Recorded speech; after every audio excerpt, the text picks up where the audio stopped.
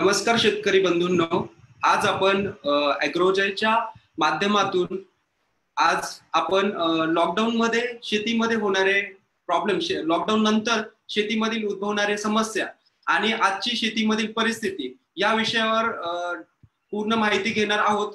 त्याच्या अगोदर आज आपण उल्हास सरांच्या माध्यमातून एक ज्या योजना आहेत, गव्हर्नमेंट योजना किंवा शासकीय योजनांबद्दलची माहिती याबद्दलची माहिती घेणार आहोत. आज आपल्याला मागच्या सेशन मध्ये आपण बघितलं का आपल्याला खूप चांगला रिस्पॉन्स हा शेतकऱ्यांकडनं भेटलेला आहे. म्हणजे जवळपास 18,000 शेतकऱ्यांनी आपला फेसबुक लाईव्ह हा प्रोग्राम मागच्या 8 दिवसांमध्ये बघितलेला आहे. असाच रिस्पॉन्स तुमचा आमच्या बरोबर असू द्यावा. आज ॲग्रोजयच्या माध्यमातून जवळपास 20,000 शेतकरी या प्लॅटफॉर्मला कनेक्ट झालेले आहेत आणि या 20,000 शेतकऱ्यांना वेगवेगळ्या माध्यमातून माहिती पुरवणे हाच ॲग्रोजयचा एक महत्वाचा उद्देश आहे. तर चला तर आज आपण आता सुरू करूया आजचा आपला प्रोग्राम.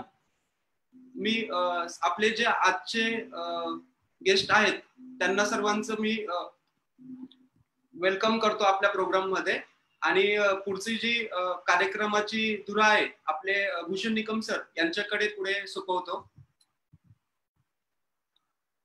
शेतकरी बंधूंनो नमस्कार. आज आपण सर्वात महत्त्वाचं जे सेशन आहे, आशिया खंडातील सर्वात मोठी शेतकरी उत्पादक कंपनी आणि भारतातील सर्वात मोठे द्राक्ष एक्सपोर्टर, ज्यांचं नाव नाशिक मध्ये नाही, महाराष्ट्रात नाही, भारतात नाही तर पूर्ण जगभर पसरलेलं आहे, माननीय श्री विलासजी शिंदे आपल्या सोबत संवाद साधणार आहेत. आपल्यासाठी खूप महत्त्वाचा हा क्षण असणार आहे, तर आपण सर्वांनी हा कार्यक्रम जरूर पूर्ण बघावा. आज जो कार्यक्रम आपण आयोजित केलेला आहे, शेतकरी उत्पादक कंपनी स्थापना आणि भविष्यातील संधी, या विषयावरती मागच्या रविवारी आपण वेब सिरीजची सुरुवात केली आणि खूप छान प्रतिसाद मिळाला. शेतकरी उत्पादक कंपन्यांचे जे संचालक असतात किंवा जे नवीन उद्योजक आहेत त्यांच्या वेगवेगळ्या शंका असतात, त्यांना प्रॉपर माहिती मिळत नाही, त्यामुळे आपण ही वेब सिरीज सुरू केलेली आहे. आणि प्रत्येक रविवारी नवनवीन उद्योजक जे आहेत किंवा शेतकरी उत्पादक कंपनीचे जे मार्गदर्शक आहेत यांच्या माध्यमातून आपण या नवीन उद्योजकांना मार्गदर्शन करणार आहोत. आजच्या कार्यक्रमाचे प्रमुख पाहुणे ज्यांची आपण आतुरतेने वाट पाहत आहेत, या ठिकाणी उपस्थित झालेत माननीय श्री विलासजी शिंदे सर. सर तुमचं या ठिकाणी स्वागत करतो. कृषी भूषण ग्रोवर्स प्रोड्युसर कंपनी आणि ॲग्रोजय उद्योग समूह याच्या वतीने आपलं स्वागत आहे सर. धन्यवाद भूषणजी.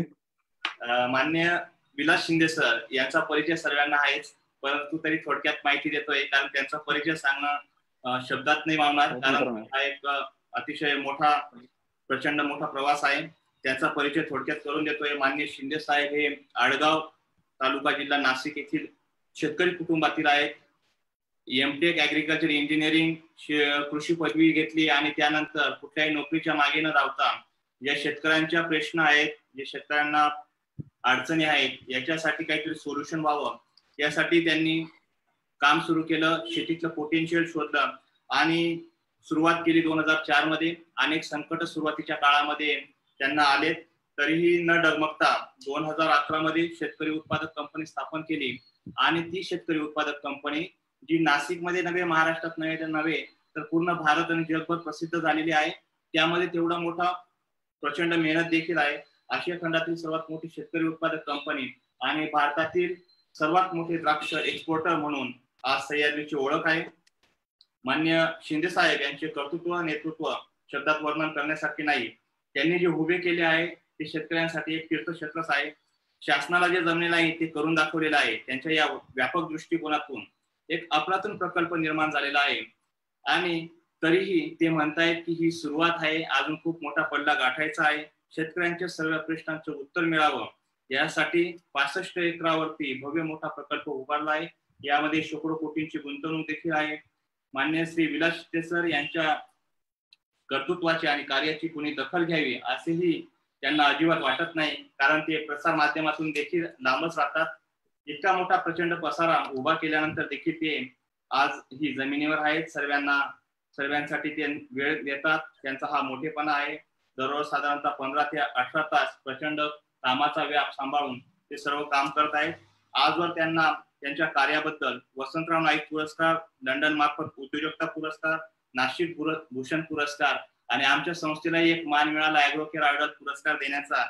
इतके पुरस्कार सरांना मिळालेले आहेत. त्याचबरोबर केंद्रीय अन्न सुरक्षा मानक प्राधिकरण जे APSI म्हणतो आपण, त्याचे देखील ते केंद्रीय सदस्य आहेत. त्यांच्या या कार्याला सलाम. त्यांचे अनुभव आज शेतकऱ्यांना उपयोगी पडतील. आज शेतकरी अनेक संकटामध्ये सापडलेला आहे, त्यातून वाट काढणे महत्वाचे आहे. माननीय श्री विलास शिंदे सर, मी यांचं स्वागत करतो आणि यांना विनंती करतो की आज आपल्या जे काही शेतकरी आहेत संपूर्ण महाराष्ट्रातून जॉईन झालेले आहेत. झूमच्या माध्यमातून, झूम ऍपच्या माध्यमातून साधारणतः 100 लोक आहेत सर, आणि फेसबुक लाईव्हच्या माध्यमातून अनेक लोक जोडले गेले आहेत. मागच्या वेळी आम्ही जो कार्यक्रम घेतला होता तो फेसबुक लाईव्ह साधारणतः 8 दिवसामध्ये 17,000च्या वरती व्ह्यूज झालेले आहेत. अनेक लोकांपर्यंत महाराष्ट्रात पसरला आहे आणि त्यामुळे नवीन उद्योजकांना देखील या गोष्टीची प्रेरणा मिळते, त्यांना देखील कामाची दिशा मिळते आहे. त्यामुळे मी आज आपल्याला एक अतिशय महत्वाचे प्रमुख पाहुणे मान्य श्री विलासजी शिंदे सर यांना विनंती करतो की आजच्या सेशन मध्ये आपण शेतकऱ्यांना संबोधित करावं. सुरुवात नक्कीच आपल्या आज जो एवढा मोठा सह्याद्रीचा पर्वतरांगा पसरलेल्या आहेत त्याबद्दल सर्वांना जाणून घेण्याची उत्सुकता आहे. तर कृपया आपण या सह्याद्रीची स्थापनाबद्दल जर सुरुवात केली तर शेतकऱ्यांना अधिक माहिती होईल. धन्यवाद सर. धन्यवाद भूषणजी आणि सर्व उपस्थित ऍग्रिकल्चर ग्रॅज्युएट्स, त्याचबरोबर सर्व बरेच शेतकरी पण दिसत आहेत आणि काही सरकारी पण अधिकारी पण इथे दिसत आहेत. या सर्वांना मी मनापासून नमस्कार करतो. लॉकडाऊनच्या पिरियडमध्ये आपण हा सगळ्या आता वेगवेगळ्या वेबिनारच्या माध्यमातून वेगवेगळ्या विषयावर चर्चा करत आहोत आणि एक मला वाटतं टेक्नॉलॉजीचा खऱ्या अर्थाने पुरेपूर वापर आता ऍग्रिकल्चर मध्ये कशा पद्धतीने करायला हवा आणि त्यातून आपलं पूर्ण ऍग्रिकल्चर चित्र कसं बदलू शकतं याचे मला वाटतं ह्या प्रकारचे जे काही सेमिनार होत आहेत एक त्याचं नक्कीच एक चांगलं उदाहरण म्हणावं लागेल. आज आता इथे जी चर्चा आपण सगळे करत आहोत, फार्मर प्रोड्युसर कंपनी, त्याचबरोबर ऍग्रिकल्चर रिलेटेड जे काही ऑपॉर्च्युनिटीज आहेत, लॉकडाऊन नंतर पुढचं सगळं जग जसं बदलणार आहेत त्यामध्ये नक्की चित्र कसं असणार आहेत, हा सगळा विषय घेऊन आजची चर्चा इथे आपण सर्व करत आहोत. फार्मर प्रोड्युसर कंपनी ही संकल्पना आणि तिच्या संदर्भात गव्हर्नमेंटच्या सगळ्या पॉलिसीज किंवा गव्हर्नमेंटच्या सगळ्या काही वेगवेगळ्या ज्या काही स्कीम्स आहेत त्याच्याविषयी मला वाटतं आधी आपल्या उल्हास बोरसे साहेबांनी त्याच्यावर चर्चा केलेली आहे. मी तिथे आता उपस्थित नव्हतो पण तो विषय होता त्याच्यावरून मला थोडीशी जी कल्पना आहे का तो त्या विषयावर त्यांनी बरीचशी चर्चा केलेली आहे. त्यामुळे त्या मुद्द्यांनी सरकारच्या कोणत्या स्कीम्स आहेत किंवा काही योजना आहेत त्या संदर्भात फार काही मी बोलणार नाहीत. खरं म्हटलं तर आता हा फार्मर प्रोड्युसर कंपनी किंवा शेतकरी उत्पादक कंपनी हा शब्द मागच्या साधारण एक 2-3 वर्षापासून मोठ्या प्रमाणात आपल्याला ऐकायला येतोय. वेगळ्या मीडियाच्या माध्यमातून असेल किंवा वेगळ्या वक्त्यांच्या माध्यमातून असेल, हा शब्द बऱ्याच ठिकाणी कानावर येतोय आणि असं एकंदरीत जे कोणी आता नवीन उद्योजक असतील, नवीन किंवा आपल्या ऍग्रिकल्चर ग्रॅज्युएट्स असतील किंवा शेतकरी असतील तर त्यांच्या दृष्टीने नवीन काय जग किंवा नवीन काय हा विषय येतोय आणि असं काही शेतकरी उत्पादक कंपनी करणं म्हणजे काही व्यवसाय करणं अशा प्रकारचं काही एक मत तयार होताना दिसतंय. मला एक सुरुवातीला स्पष्ट सांगायचं आहे की शेतकरी उत्पादक कंपनी ही काही हा उद्योग नाहीये किंवा ही काही नवीन संकल्पना नाहीये. खरं म्हटलं तर हे जुनंच औषध नवीन लेबल लावून आपण फक्त ते परत त्याला समोर आणतोय. जुनंच औषध म्हणायचं म्हणजे नक्की काय? आपण सर्वांना आता आधी कल्पना दिली असेल वक्त्यांनी की फार्मर प्रोड्युसर कंपनी ही संकल्पना म्हणजे की वैयक्तिक शेतकरी म्हणून आपण भारतामध्ये आपले जे काही लँड होल्डिंग आहे 1 हेक्टरच्या आसपास आपल्या 90% शेतकऱ्यांचं लँड होल्डिंग आहे. तर एवढ्या छोट्या क्षेत्रावर जेव्हा काम करतोय तेव्हा त्याला वैयक्तिकदृष्ट्या यशस्वी होणं खूप अवघड आहे. एक व्यवसाय म्हणून कोणतेही म्हणजे पीक म्हणून तो कोणतेही करत असेल किंवा त्याला जोडून धंदा म्हणून काही करत असेल, पण छोट्या क्षेत्रावर किंवा छोट्या स्केलवर जेव्हा काम करतोय तर त्याला वैयक्तिक मर्यादा येऊन जातात. मार्केटमध्ये तो कॉम्पिट करू शकत नाही. मग तो पुढे विक्री करायला जाईल तेव्हा असेल किंवा काही खरेदी करायला जाईल तेव्हा असेल किंवा काही सर्व्हिसेस घ्यायला जाईल तेव्हा असेल, तर वैयक्तिक त्याला तेव्हा मर्यादा येतात. स्पर्धेच्या युगामध्ये तो टिकू शकत नाही आणि त्यामुळे त्याला स्केल वाढवणं गरजेचं आहे आणि मग स्केल वाढवायची असेल तर एकत्र येणं गरजेचं आहे. एकमेका सहाय्य करू अवघे धरू सुपंथ हे आपलं सहकारातलं ब्रीद वाक्य आपण वर्ष ऐकत आलेलं आहोत आणि त्याच धर्तीवर मागच्या 100 वर्षापासून सहकारी संस्था मोठ्या प्रमाणात महाराष्ट्रात किंवा देशात उभे राहायचा प्रयत्न झाला आणि ही संकल्पना म्हणजे शेतकऱ्यांनी एकत्र येऊन त्यांचे व्यावसायिक त्यांच्या संघटना उभ्या करणं आणि त्यातून त्यांचे प्रश्न सोडवणं, हा खरा तर हा विचार हा 100 वर्षापासून आपल्या देशात आहेत, आपल्या राज्यात आहेत.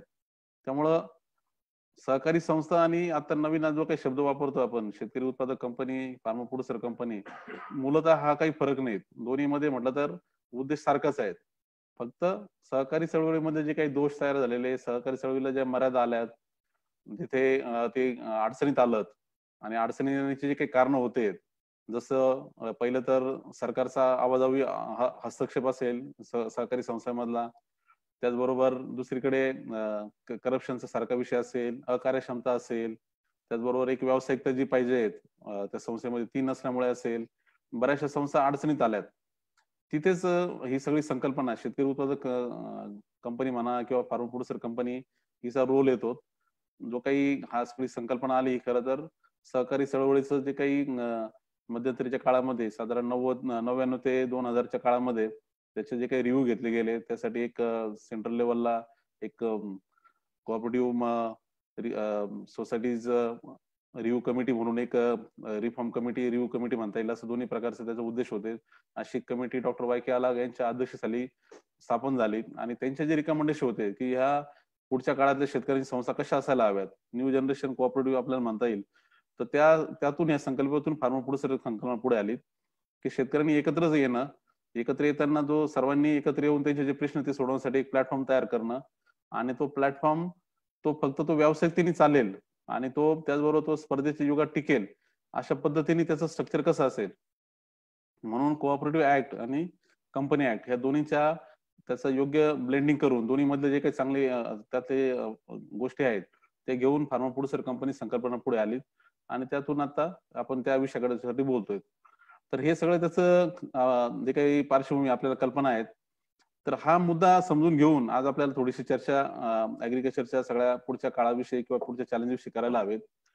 फार्मा प्रोड्युसर कंपनी थोडक्यात एका सोप्या भाषेत म्हणायचं म्हटलं तर एक साधन आहे. आपले जे काही उद्दिष्ट आहेत, आपले जे काही ध्येय आहेत, आपले जे काही टार्गेट्स आहेत ते अचीव्ह करण्यासाठीचं हे साधन आहे.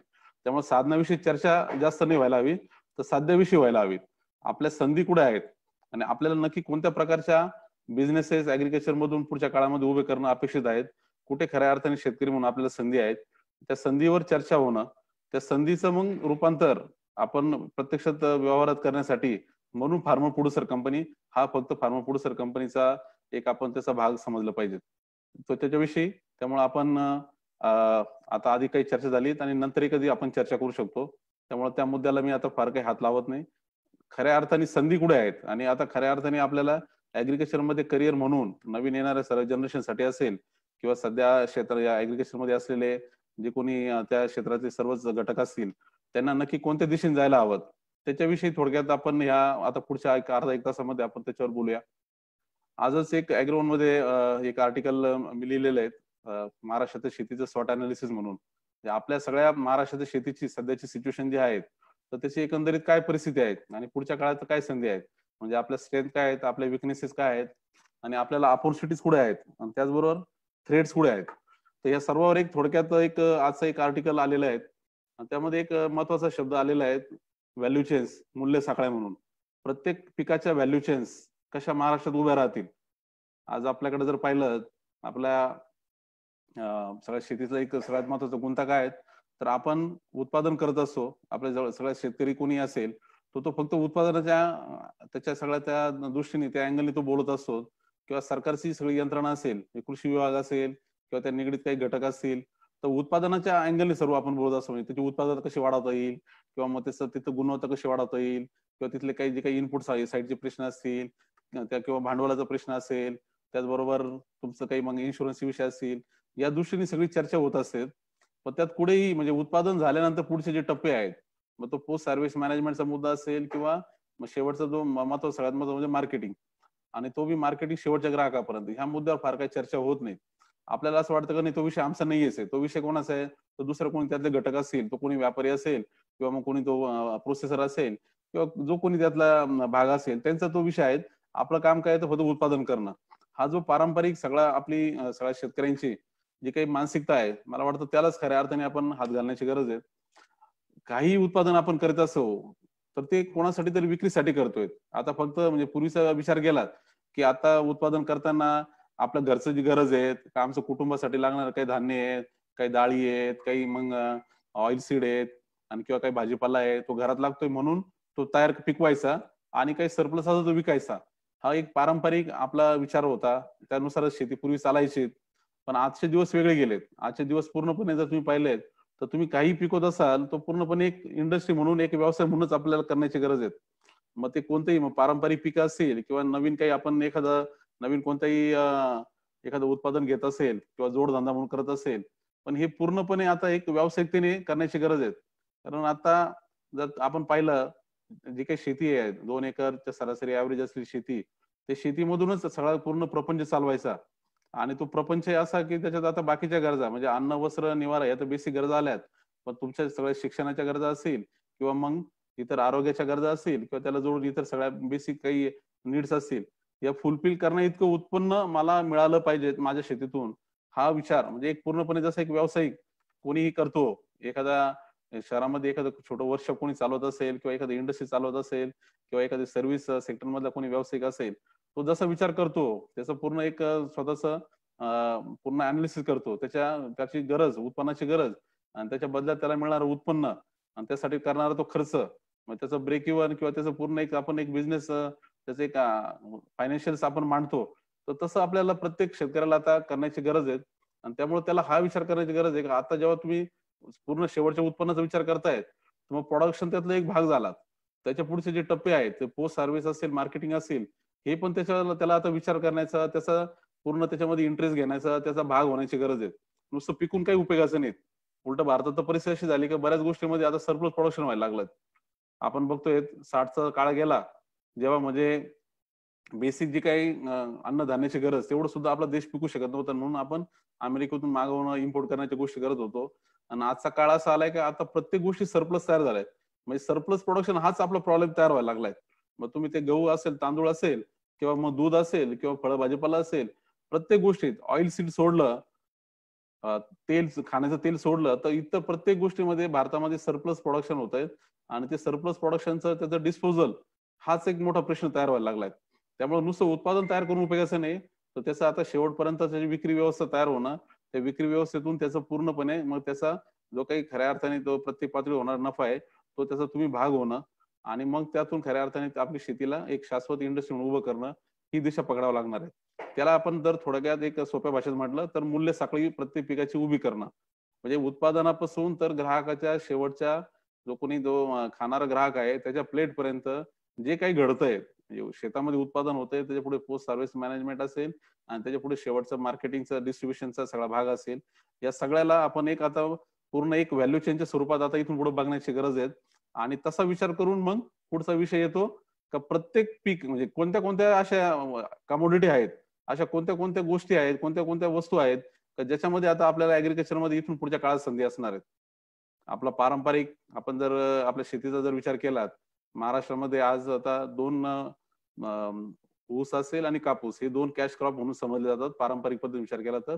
आणि मग त्याला जोडून मग आपण कडधान्य असतील किंवा मग आपले सगळे तृणधान्य असतील किंवा मग गळीत धान्य असतील, हे सगळे पिकवणं आपला खरीप हंगामामध्ये, त्याला जोडून रब्बीमध्ये काही आपले त्याच प्रकारचे काही पिकं आणि मग त्याला जोडून काही असतील तर आता जोड व्यवसाय म्हणून काही दूध आपल्याकडं मोठ्या प्रमाणात दूध व्यवसाय केला जातोय, काही प्रमाणात पोल्ट्री इंडस्ट्री असेल.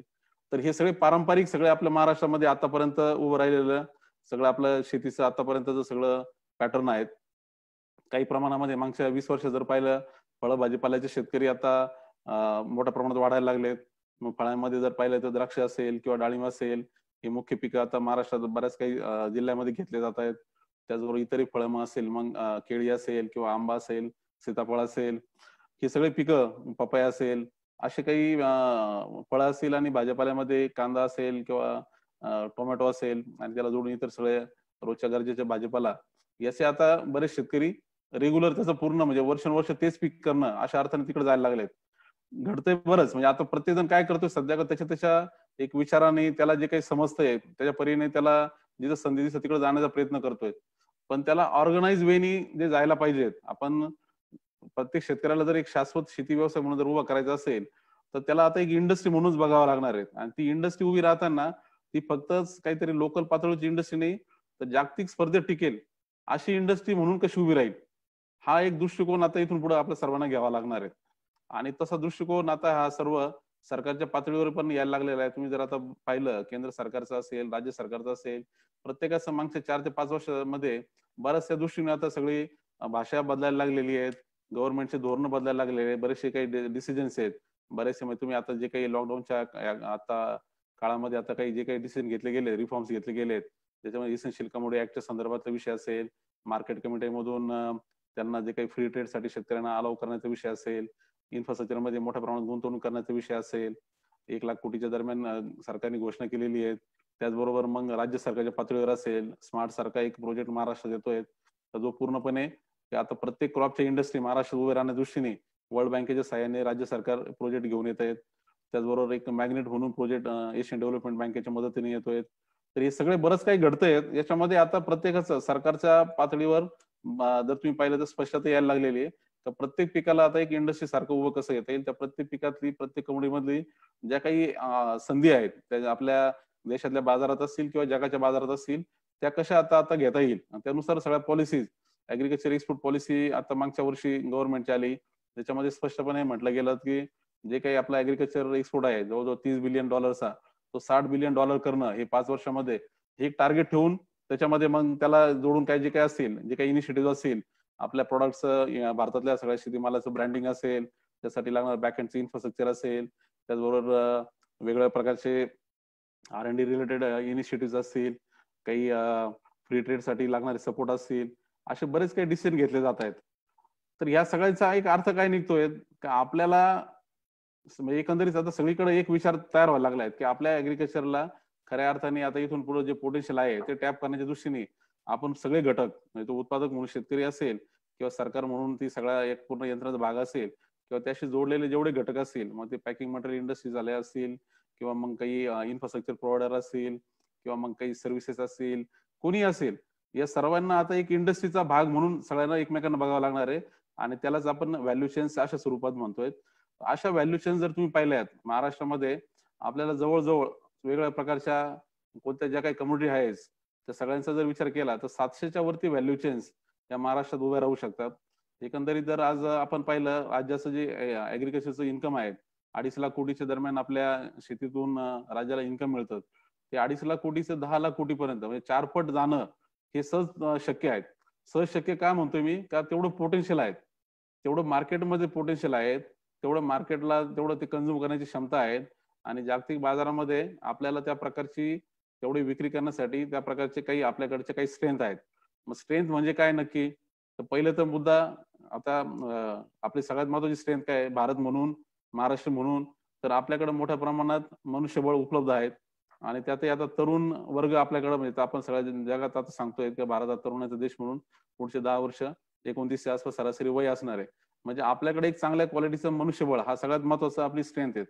आणि त्याला जोडून मग बाकीचे जे काही फॅक्टर्स आहेत, जसं काही आता महाराष्ट्रापुरतं म्हणायचं म्हटलं तर आपलं हवामान हा एक आपला खूप महत्वाचा फॅक्टर आहे. हवामान आपण सब ट्रॉपिकल झोन मध्ये येतो, त्यामुळे आपल्याकडे 12 महिने उत्पादन घेणं शक्य असतं.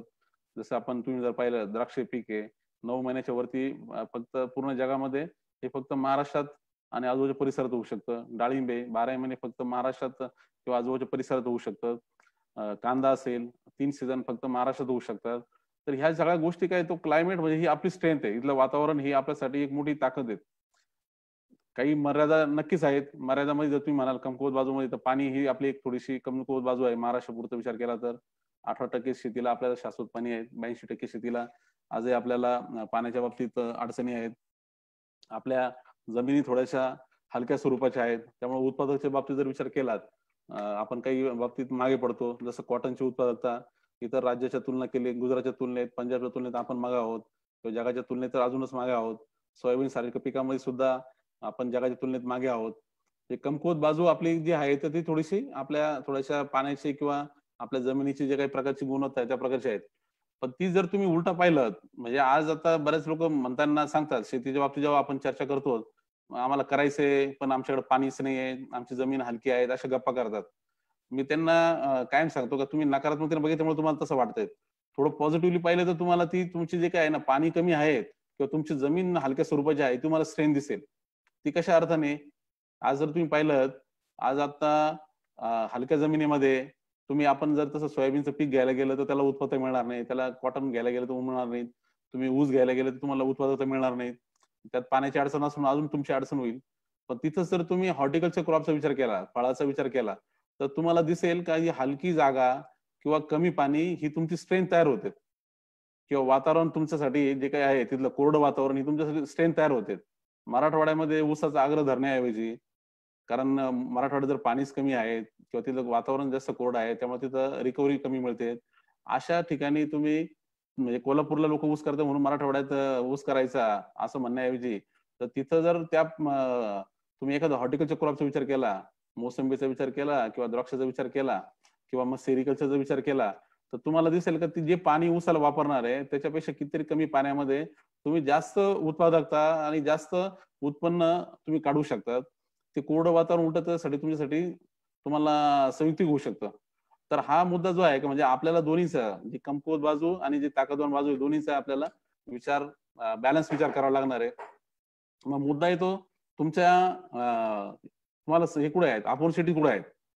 अपॉर्च्युनिटीचा जेव्हा विचार करतो तर लक्षात येतं का आपल्या खऱ्या अपॉर्च्युनिटीज, आपल्याला जे काही आपण आता जे काही दिलेलं वातावरण आपल्याला असेल, आपल्याला जे काही पाण्याची आपली जी काही सिच्युएशन असेल आणि त्याचबरोबर मार्केटमध्ये असलेली डिमांड, या सगळ्यांचा जर विचार केला तर तुम्हाला आपोआप लक्षात यायला लागतं की अपॉर्च्युनिटी ज्या आहेत या अशाच क्रॉपमध्ये जिथं पाणी कमी लागते आणि त्याचबरोबर ज्याला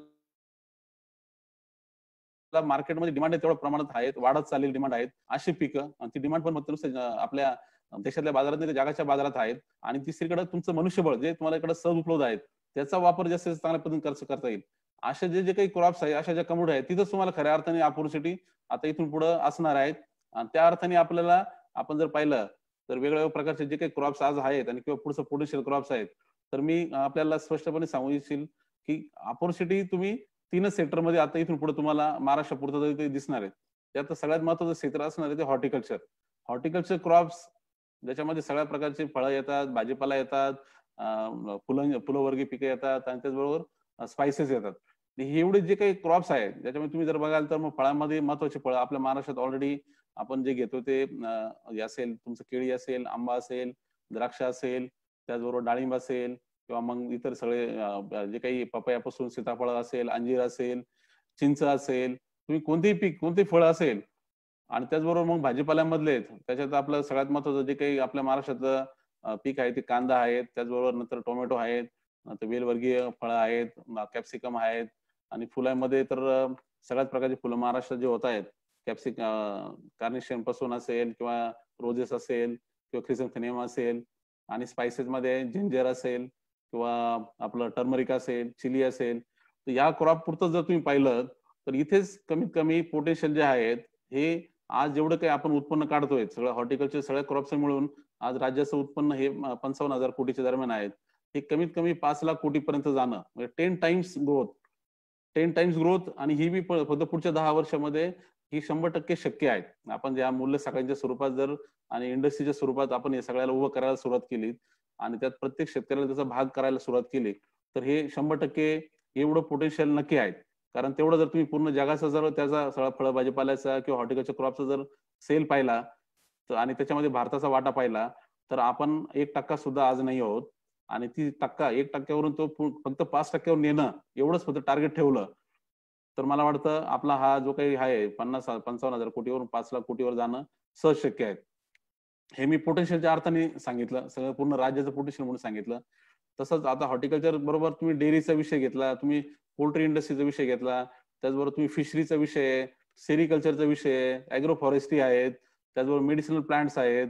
हे सगळेच जे काही आहेत का ज्याला आतापर्यंत आपण कधी मोठ्या प्रमाणात इंडस्ट्री म्हणून पाहिलं नाहीत, या प्रत्येकामध्ये आता खूप मोठ्या प्रमाणात संधी मार्केट साईडने आहेत. मार्केट म्हणून जे काही आज पोटेन्शियल आहे सगळं पूर्ण, तर त्या मार्केटमध्ये तुम्ही जर पाहिलं कंझ्युमरच्या अँगलने जर विचार केला तर तुमच्या लक्षात येईल का आता कन्झम्पशन जे वाढत जाणार आहे ते सगळ्या हेल्दी प्रॉडक्टचं, प्रोटीन बेस्ड प्रॉडक्टचं वाढत जाणार आहे.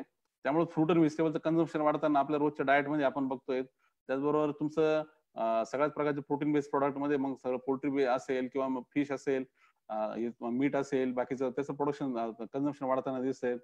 किंवा मग तुम्हाला मग मिल बेस्ड प्रॉडक्टचं कन्झम्पशन वाढताना दिसतंय. ज्या प्रकारात कोणत्याही कंझ्युमरच्या पॉकेटमध्ये पैसे येतात, थोडंसं जसं प्रॉस्पेरिटी वाढते, त्याची परचेस पॉवर वाढते, तसं साहजिक आहे का फूडमध्ये जे काही क्वालिटी वाईज फूड आहे तिकडे तसं तो ट्रेंड वाढतो, त्याचं कन्झम्पशन तिकडे वाढत जातं. त्यामुळे पारंपरिक जे काही आपले फक्त खाद्यान्न आहेत त्याच्यामध्ये सगळे सिरियल पल्सेस स्पायसेस असेल किंवा तुमचं रेग्युलर शुगर सारखे क्रॉप्स असतील, त्याच्या पलीकडे ह्या क्रॉप्स मध्ये आता खऱ्या अर्थाने पोटेन्शियल वाढणार आहेत. आणि दुसरा त्यातला एक अजून महत्वाचा मुद्दा जो समजून घेण्याची गरज आहे, ह्याच क्रॉप मध्ये आपण ग्लोबल मार्केटमध्ये कॉम्पिट करू शकतो. कशा अर्थाने त्याचं एक थोडक्यात मी एक उदाहरण देऊन स्पष्ट करू इच्छितो. आपण सोयाबीन एक महाराष्ट्रातलं महत्वाचं पीक आहे. आज जवळजवळ खरीपमध्ये तुम्ही जर पाहिलं तर जवळजवळ 40 लाख हेक्टरवर महाराष्ट्रामध्ये सोयाबीनचं पीक घेतलं जातं. विदर्भ मराठवाड्यात खूप महत्वाचं पीक आहे. त्या सोयाबीनची जी उत्पादकता आहे आपल्या राज्याची जी आहे ती 10 क्विंटल पर हेक्टरच्या दरम्यान आहेत. म्हणजे एकरी म्हटलं तर 4 क्विंटलच्या दरम्यान आहेत. आता ते जर तुम्ही त्याचा हिशोब जर काढला 4 क्विंटल आणि त्याला मिळणारा भाव साधारण एक 4,000 रुपये क्विंटलच्या दरम्यान सोयाबीन चालतं, तर तो साधारण 16 ते 16,000 रुपयाच्या दरम्यान त्या शेतकऱ्याला एकरी मिळतात. त्यातून त्याचा खर्च हे पण आयडियल कंडिशन मध्ये जर पाऊस पाणी चांगला झाला तर, आणि त्याच्यानंतर तो खर्च वजा केला 7-8 हजार रुपये खर्च, त्याला एकरी 7 ते 8 हजार रुपये मिळतात. त्यामुळे त्याला त्या 40 रुपयाचा भाव सुद्धा त्याला वाटतं का खूप कमी आहे, त्याला वाटतं अजून भाव मिळावा आणि तो काही द्यायला मग ते सरकारकडे मागणी करतो, तो सगळं बोलत असतो आणि त्यासाठी मग आपण कायम भांडत असतो. प्रत्यक्षात ते काही घडत नाहीत. आणि त्याला जर तुम्ही आता ही सिच्युएशन इथली झाली महाराष्ट्राच्या सोयाबीनच्या शेतकऱ्याची, त्याला जर तुम्ही अमेरिकेच्या सोयाबीनच्या शेतकऱ्यावर कम्पेअर केलं, तुम्हाला काय लक्षात येईल तिथं कमीत कमी 30 क्विंटल ते 40 क्विंटल पर्यंत तिथल्या शेतकऱ्याची एकरी प्रॉडक्टिव्हिटी आहे, म्हणजे इथल्या शेतकऱ्याच्या 10 पट. आता त्याला जेव्हा 40 क्विंटल मिळत आहेत आणि गुणिले जर 40 रुपयाचा भाव केला तर त्याला 1,60,000 रुपये एकरी मिळत आहेत आणि इथे याला शेतकऱ्याला मिळत आहेत 16,000 रुपये. खर्च तर साधारण सारखाच, उलटा तिकडच्या शेतकऱ्याचा खर्च कमी. कारण का खर्च कमी, तर सगळं शेती पूर्ण मॅकनाइज केलेली. सोयाबीन सारख्या पिकामध्ये जिथं सोईंग पासून तर हार्वेस्टिंग पर्यंत जवळजवळ 99% कामं हे तुम्ही मशीननी करू शकतात. अशा पिकामध्ये तिथे जे खर्च प्रोडक्शन कॉस्ट कमी असणं साहजिक आहे. मग त्याला 2,000 रुपये जरी मिळाले तरी त्याला परवडत आहेत. आणि इथल्या शेतकऱ्याला त्याला 40 म्हणजे 4,000 रुपये मिळूनही परवडत नाही. त्याला ते अजूनही त्यापेक्षा जास्त त्याला वाटतं की मिळावेत. आता मार्केट जे आहेत, मार्केट तर आता पूर्ण ग्लोबल लेवलला झालेत. ग्लोबल मार्केटमध्ये असं काही होऊ शकत नाही इतकं सरकारनं म्हणेल आम्ही ठरवतो भाव, तो होऊ शकत नाही. सरकारला मर्यादा आहे. सरकार फार काय काय करेल, सबसिडी देईल, काही थोडंफार तुम्हाला एखाद्या वेळेस काहीतरी एक्सपोर्टसाठी इन्सेंटिव्ह देईल, असं काहीतरी होऊ शकेल. गरज पडली थोडं काही कधीतरी असं एखादं तात्कालिक मदत म्हणून करू शकेल. पण पूर्ण बाजार नियंत्रित करणं हे सरकारच्या हातामध्ये नाहीत. बाजार तर आता चालणार तो पूर्ण जगातली जी काही सप्लाय डिमांडची पोझिशन त्याच्याप्रमाणे चालणार. त्यामुळे साहजिक आहे जो उत्पादक इफिशियंट आहे, ज्याला खर्च कमी आहे, ज्याची प्रॉडक्टिव्हिटी जास्त आहे, तो याच्यामध्ये विनर असणार. त्यामुळे अशी पिकं जिथं जिथं ऑटोमेशन शक्य आहेत, जिथं मेकॅनायझेशन शक्य आहेत, अशा पिकामध्ये भारताला मर्यादा येणार आणि आपल्याला तिथं काही झालं तरी आपण अडचण येणार. आणि त्याच्या उलटा जेव्हा तुम्ही विचार करतात, जिथे मेकॅनायझेशन शक्य नाहीत, ज्या ज्या पिकामध्ये मेकॅनायझेशन शक्य नाहीत, जिथं मनुष्यबळ गरजेचं आहे, जिथं कंपल्सरी आहे, तिथं आपल्याला संधी आहे. मी त्याचं उदाहरण म्हणून द्यायचं म्हटलं तर आता द्राक्षाचं उदाहरण देईल. द्राक्ष जर तुम्ही पाहिलं, आपल्याकडचं प्रोडक्शन कॉस्ट आपली साधारण 25 रुपये किलोच्या दरम्यान प्रोडक्शन कॉस्ट आहेत. त्या जे काही असेल मनुष्यबळ आपण वापरतोय किंवा सगळ्या प्रकारचे खतं औषधं सगळं मिळून 25 रुपये किलोच्या दरम्यान प्रोडक्शन कॉस्ट जाते. ती जर तुम्ही साऊथ आफ्रिकेत गेलं तर ती प्रोडक्शन कॉस्ट साधारण 45 रुपये दरम्यान जाते. चिली जर गेलं तर 50 रुपये दरम्यान जाते. अमेरिकेत जर गेलं तर जवळजवळ 65 रुपयेपर्यंत किलोची प्रोडक्शन कॉस्ट जाते. आता हे काय आहे, म्हणजे 25 रुपये इथल्या महाराष्ट्रातल्या शेतकऱ्याचं उत्पादन खर्च आणि अमेरिकेत 65 रुपये. हा फरक कुठे येतो? खतात येत नाही, औषधात येत नाही, बाकीच्या इनपुट मध्ये येत नाही. तो फरक येतो फक्त मनुष्यबळामध्ये. वरचे 40 रुपये हे पूर्णपणे जे काही मनुष्यबळ त्याला लागतं उत्पादन करण्यासाठी. काही काही गोष्टी अशा आहेत त्या पिकामध्ये का तिथे तुम्हाला मेकॅनायझेशन करताच येत नाही. तिथे तुम्हाला मनुष्यबळ लावावंच लागतं. म्हणजे द्राक्षाचं पिकिंग असेल, द्राक्षामध्ये थिनिंगचं ऑपरेशन असेल किंवा काही अजून एखादं हार्वेस्टिंगचं ऑपरेशन असेल, ह्यामध्ये कंपल्सरी मनुष्यच लावावा लागतो. तिथे काही मेकॅनायझेशन होऊ शकत नाही, जसं सोयाबीन मध्ये होतं तसं. आणि त्यामुळे तिथे ते मनुष्यबळाचा जो खर्च आहे तो तिथं येतो. आता मनुष्यबळ जे इथे आपल्याकडे महाराष्ट्रात देशामध्ये ऍव्हरेज साधारण 300 रुपये 400 रुपये दिवसाने जे काही उपलब्ध आहेत, तेच तेवढंच काम तिथल्या माणसाकडून करायचं असेल तर तिथल्या माणसाला कमीत कमी अमेरिकेमध्ये $10 पर आवर द्यावा लागतात. $10 म्हणजे जवळजवळ 750 रुपये तासाला. 8 तासाचा विचार केला तर 6,000 रुपये द्यावा लागतात. म्हणजे इथल्या माणसाला जे 300 रुपयात काम होतं ते तिथं 6,000 रुपये म्हणजे 20 पट पैसे द्यावे लागतात. म्हणून त्याचे उत्पादक खर्च वाढतो आणि म्हणून तो बाजारामध्ये त्याला मग त्याचा विकताना त्याला तेवढा कमीत कमी त्याला 65 रुपये मिळाले तर त्याला परवडत आहेत आणि आपल्या शेतकऱ्याला 25 रुपये मिळाले तरी परवडतं. तर याचा अर्थ काय होतो तर असे पिकं, अशा कम्युनिटी जिथं मनुष्यबळ, जे तुमची खरी स्ट्रेंथ आहेत, ते तुम्ही जिथं वापरू शकतात, अशा कम्युनिटीज, अशी उत्पादनं तिथे खऱ्या अर्थाने भारतातल्या आपल्या सर्व उद्योजकांना असेल, शेतकऱ्यांना असेल संधी आहेत. त्यामुळे अशी पिकं, म्हणून मी जे काही उल्लेख केला आता, हॉर्टिकल्चर क्रॉप्स असतील किंवा मग फिशरी सारखा विषय असेल, तिथे पण मोठ्या प्रमाणात मनुष्यबळ हे गरजेचंच आहे. त्याचबरोबर प्रोटीन बेस्ड बाकीची सगळी इंडस्ट्री असेल, मग पोल्ट्री असेल किंवा मग डेअरी असेल किंवा मग मेडिसिनल प्लांट्स असतील, सेरिकल्चर तसाच एक विषय, तिथे पण कंपल्सरी मनुष्यबळ लागतात. सेरिकल्चरमध्ये तुम्ही मेकॅनायझेशन करू शकत नाही. आणि त्यामुळे जर तुम्ही पाहिलं, सगळ्या जगात आज सेरिकल्चर, आज टोटल जेवढं काही जगामध्ये सेरिकल्चरचं म्हणजे रेशीमचं जे काही प्रोडक्शन होत असेल, तर त्याच्यामध्ये 85% चीन आहेत, 12% भारत आहेत आणि उरलेल्यामध्ये इतर देश आहेत.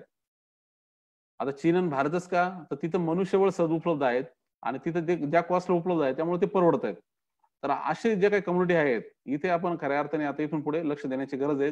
ते आपण मागच्या काळात दिलं नाही. आतापर्यंत जो फोकस होता आपल्या सगळ्या शेतीचा, हा फक्त उत्पादन वाढवा आणि ते अन्नधान्याचं उत्पादन वाढवा. म्हणजे जे काही बेसिक गोष्टी लागतात तुमच्या खाण्यासाठी, त्याच्याकडे सगळं शासनाचं असेल किंवा सगळ्या शेतकऱ्यांचं असेल लक्ष होतं. तो काळ म्हणजे आता आपण देश स्वतंत्र झाल्यापासून तर आता जवळजवळ एक साधारण 2000 पर्यंतचा काळ जर तुम्ही पाहिला, तर भारताला फक्त उभं राहण्याचा काळ होता. आपल्या बेसिक गरजा फक्त आपल्याला भागवण्याचा काळ होता. जेवढी काही पॉप्युलेशन वाढत गेलं, साधारण 42 कोटीवरून आपण साधारण 2000 पर्यंत 100 कोटीला आलो. तर एवढ्या लोकसंख्येला लागेल एवढं धान्य पिकवणं, हीच खरी म्हणजे प्रायोरिटी होती. आताचा काळ बदलत चालला. आता तो प्रश्न राहिला नाही. आपल्या सगळ्या लोकसंख्येला 138 कोटी लोकसंख्या सध्याला जवळजवळ 2 वर्ष पुरेल एवढं तर अन्नधान्याचा साठा सरकारच्या ताब्यात आहे आणि तो कायमच राहणार आहे. म्हणजे आज अजूनही लोकसंख्या वाढली तर अन्नधान्याचं वाचून काही कोणाची अडणार नाही. तेवढं उत्पादन करण्याची क्षमता देशामध्ये आलेली आहे. आता इथून पुढे व्यवसाय म्हणून शेतीकडे बघण्याची गरज आहे. त्यामुळे जिथे संधी आहे तिकडेच बघावं लागणार आहे. जे आधी पाहिलं नाही आपण, ते आता इथून पुढे बघण्याची गरज आहे. तर त्या अर्थाने आता ह्या सगळ्या व्हॅल्यू चेन्स, तुम्ही ज्या वेगवेगळ्या ज्या काही पोटेशियल क्रॉपच्या व्हॅल्यू चेन्स आहे, ह्या आता कशा उभ्या राहतील, त्या सगळ्या पूर्ण म्हणजे प्रोडक्शन पासून तर पोस्ट सर्व्हिस आणि मार्केटिंग पर्यंत ह्या आता कशा ताकदीने उभ्या राहतील, त्या पूर्णपणे आता ग्लोबल कॉम्पिटिशन मध्ये कशा टिकतील. ग्लोबल कॉम्पिटिशन हा खूप महत्वाचा आता विषय आहे. आपल्याला काही करायचं, आपण तुम्ही कोणताही तुम्ही आता इथं वैयक्तिक म्हणून आता काही सुरुवात करणार विचार करत असाल, फार्मा प्रोड्युसर कंपनी म्हणून चालू करण्याचा विचार करत असाल, कशाही अर्थाने विचार करत असाल, डोक्यामध्ये एक गोष्ट तुम्ही कायम ठेवली पाहिजेत, का तुम्हाला कॉम्पिटिशन ही आता ग्लोबल लेवलला आहे आणि ती अपरिहार्य आहे, ती काही चुकणार नाही. तुमची इच्छा आहे का नाही हा काहीच भाग नाही. ती तुमच्या पुढचं ती अपरिहार्य कंपल्सरी फॅक्ट आहेत. तुम्ही कुठेतरी एखाद्या छोट्या गावात, विदर्भात कुठेतरी आहात, कुठेतरी मराठवाड्यात आहात, छोट्या शेतावर काम करत आहात, तुमच्या अडचणी खूप आहेत, तुम्हाला भांडवल नाहीये, तुमच्याकडे पाणी नाहीये, तुमच्याकडे इतर सगळ्या बाकीच्या अजून काही अडचणी असतील, त्या काही असतील, पण तुमची स्पर्धा ही सगळ्या आता ग्लोबल मार्केटमध्ये आहे. हे तुमच्या डोक्यामध्ये काय एकदम पक्क बसलं पाहिजे का आपण जरी छोटे असू, आपण कमकुवत असू, आपली वैयक्तिक म्हणून ताकद नाहीये, आपली संस्था म्हणून ताकद नाहीये, हे सगळं किती असेल, पण तुमची स्पर्धा कुठेतरी चायनातल्या एखाद्या दुसऱ्या तिथल्या तसंच प्रकारचं उत्पादन करणाऱ्या शेतकऱ्याबरोबर आहे, तसं उत्पादन करणाऱ्या एखाद्या कंपनी बरोबर आहे. चायनातल्या असेल किंवा अमेरिकेतला असेल किंवा मग तो युरोप मधला असेल किंवा ऑस्ट्रेलियातला असेल किंवा साऊथ अमेरिकन कंट्री मधला असेल, त्याच्याबरोबर तुमची स्पर्धा आहे हे आणि ती न चुकणारी आहे. कोणी जर म्हणेल का आता हे परत बदलूल काहीतरी, सरकार असं काही धोरणं आणेल आणि सरकार मग आपल्याला आता प्रोटेक्ट करेल, आता जी काही भाषा आहेत आत्मनिर्भरतेची भाषा सगळी आपली सरकारने माननीय पंतप्रधानांनी तो आता हे मागच्या 10 दिवसापूर्वी हा विषय घेतला, लोकल प्रोडक्टवर बोलायला सुरुवात केली. पण हे तुम्ही आपण जरी म्हणजे लोकल प्रोडक्शन करणं, आपल्या स्वतःच्या ताकदीवर आपण उभं राहणं, हे सगळं मान्य आहे. पण तुम्हाला विक्री करताना तुम्हाला जगाच्या बाजारातच विक्री करायची आहे. तुम्हाला सगळ्या पूर्ण जगाच्या त्या बाजारामध्ये, ज्याच्यामध्ये भारत पण आला, तुम्हाला विक्री करताना तुम्हाला तुमच्यासारखाच कॉम्पिटिटर इतर देशातला जो कोणी आहे त्याच्याबरोबर तुम्हाला कॉम्पिट करायची, त्याच्याबरोबर तुम्हाला स्पर्धा करायची आहे.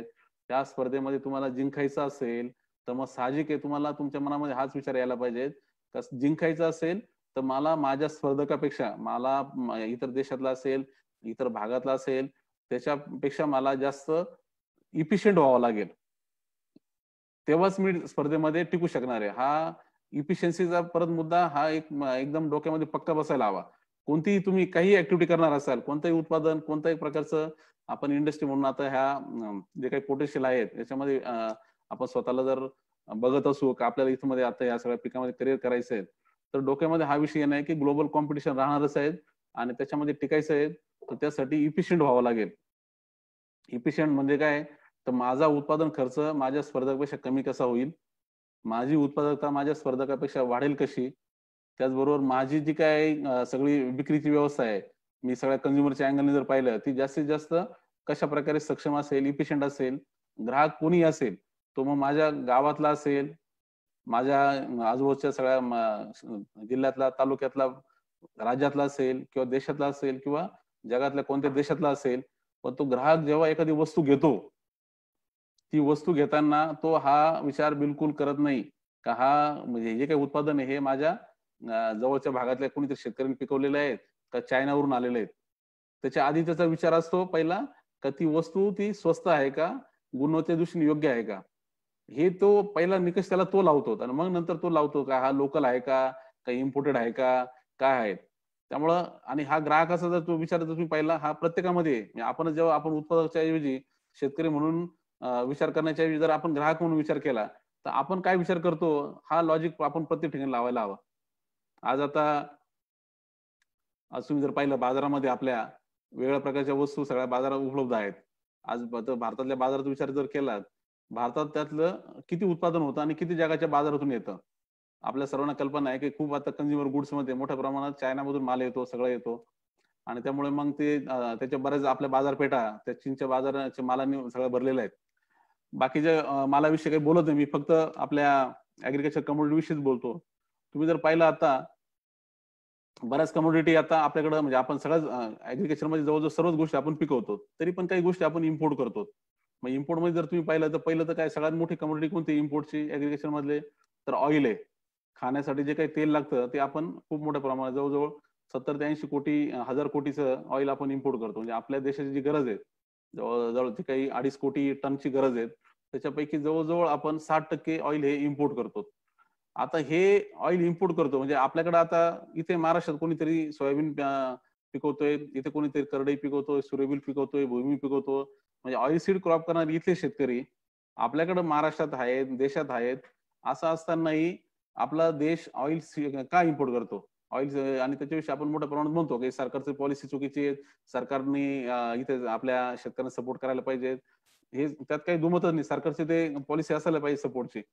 पण त्याच्या पलीकडे जो मुद्दा राहतो का आपला इथलं जे काही उत्पादन होतंय याच्यापेक्षा जर इंडोनेशियामध्ये, मलेशियामध्ये जर स्वस्त उत्पादन होत असेल आणि ते उत्पादन इथल्या ग्राहकाला जर त्याला वाटत असेल का मला ते परवडतंय, आज जर 90 रुपयांनीच तेल जे काही त्याला मिळत असेल ते जर त्याला जर म्हटलं का नाही आता तू ते बाहेरचं इम्पोर्टेड घ्यायचं नाही, आपल्या लोकल इथल्या शेतकऱ्यांनी पिकवलेले जे आहे ते घेणं आणि इथल्या शेतकऱ्याला जे काही कॉस्टला परवडतंय त्याला तू घे नाही आणि त्याला म्हणून सांगितलं तुम्ही 150 रुपयांनी घे, तर किती लोक त्याला तयार होईल, प्रोटेस्ट चालू होणार, लगेच कंझ्युमर साईडने प्रोटेस्ट चालू होणार का सरकारची धोरणं हे ग्राहकांना त्यांना विरोधी आहेत आणि त्यामुळं तिथे लगेच त्या प्रकारचे मग काही जे काही पॉलिटिकल प्रेशर तयार होतात हे सगळं आपल्याला कल्पना आहे.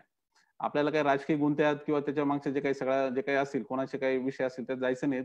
यातला मुद्दा मला एकच सांगायचा आहे का इथे म्हणजे थोडक्यात हा विचार करावा लागेल तर जर आपल्यालाच आपलं ऑइल सीड इथं जे काही उत्पादन होतंय असं वाटत असेल की आपल्या देशाने तेच आपल्या ग्राहकांनी ते घ्यावं, तर आपल्याला विचार हा करावा लागणार आहे की आपल्याला मलेशियातल्या किंवा इंडोनेशिया शेतकऱ्यापेक्षा आपल्याला ते जास्त इफिशियंट कसं उत्पादन तयार होईल. मग त्याच्यापेक्षा गुणवत्तेने किंवा त्याच्याबरोबरच गुणवत्तेमध्ये ते असलेलं प्रोडक्ट पण त्याच्यापेक्षा कमी किमतीमध्ये किंवा त्याच्याबरोबरच्या किमतीमध्ये तुम्ही जर द्यायला लागले तर साहजिक आहे कशाला कोण इंडोनेशियाचा आणि मलेशियाचा आग्रह धरेल, सरकारला सुद्धा काय कारण आहेत. तर हा व्यावसायिक विचार आता करावा लागणार आहे की आपल्याला आता इफिशियन्सीचा विचार करावा लागणार आहे. ती इफिशियन्सी कशी आणायची हे चॅलेंज, मग त्याच्यामध्ये टेक्नॉलॉजीचा मुद्दा असेल, R&Dचा मुद्दा असेल, त्यासाठी लागणारे काही इन्व्हेस्टमेंटचा मुद्दा असेल, ते विषय त्याच्याबरोबर येणार. त्यासाठी आपल्याला पुढाकार घ्यावा लागेल पण ते करावं लागेल. म्हणजे तुम्हाला आता इथून पुढे इफिशियंट व्हावं लागेल. हा एक दुसरा मुद्दा ठळकपणे मला आपल्या पुढे ठेवायचा आहे.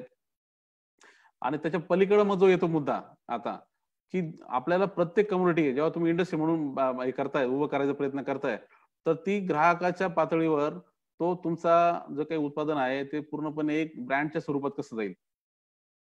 ब्रँडच्या स्वरूपात जाणं म्हणजे नक्की काय हा मुद्दा थोडक्यात एक स्पष्ट करायला हवा. ब्रँड म्हणजे फक्त नुसतं एक लेबल नाही, एक नाव नाही, तर ब्रँड म्हणजे एक विश्वास. तुमच्या प्रॉडक्ट विषयी विश्वास तयार होणं, ग्राहकामध्ये विश्वास तयार होणं. विश्वास तयार होतो म्हणजे आपण काय होतो, तुम्ही जर पाहिलं आता आपल्याकडे ब्रँडचं नाव घ्यायचं समजा अमूल आहेत, एक दुधामधला एक आपल्याकडचा सगळ्यात महत्वाचा ब्रँड आहे. दूध तर ते दूध आहेत, मग ते अमूलच्या पिशवीमध्ये आहे काय आणि किंवा दुसऱ्या एखाद्या नावाखाली आहे काय.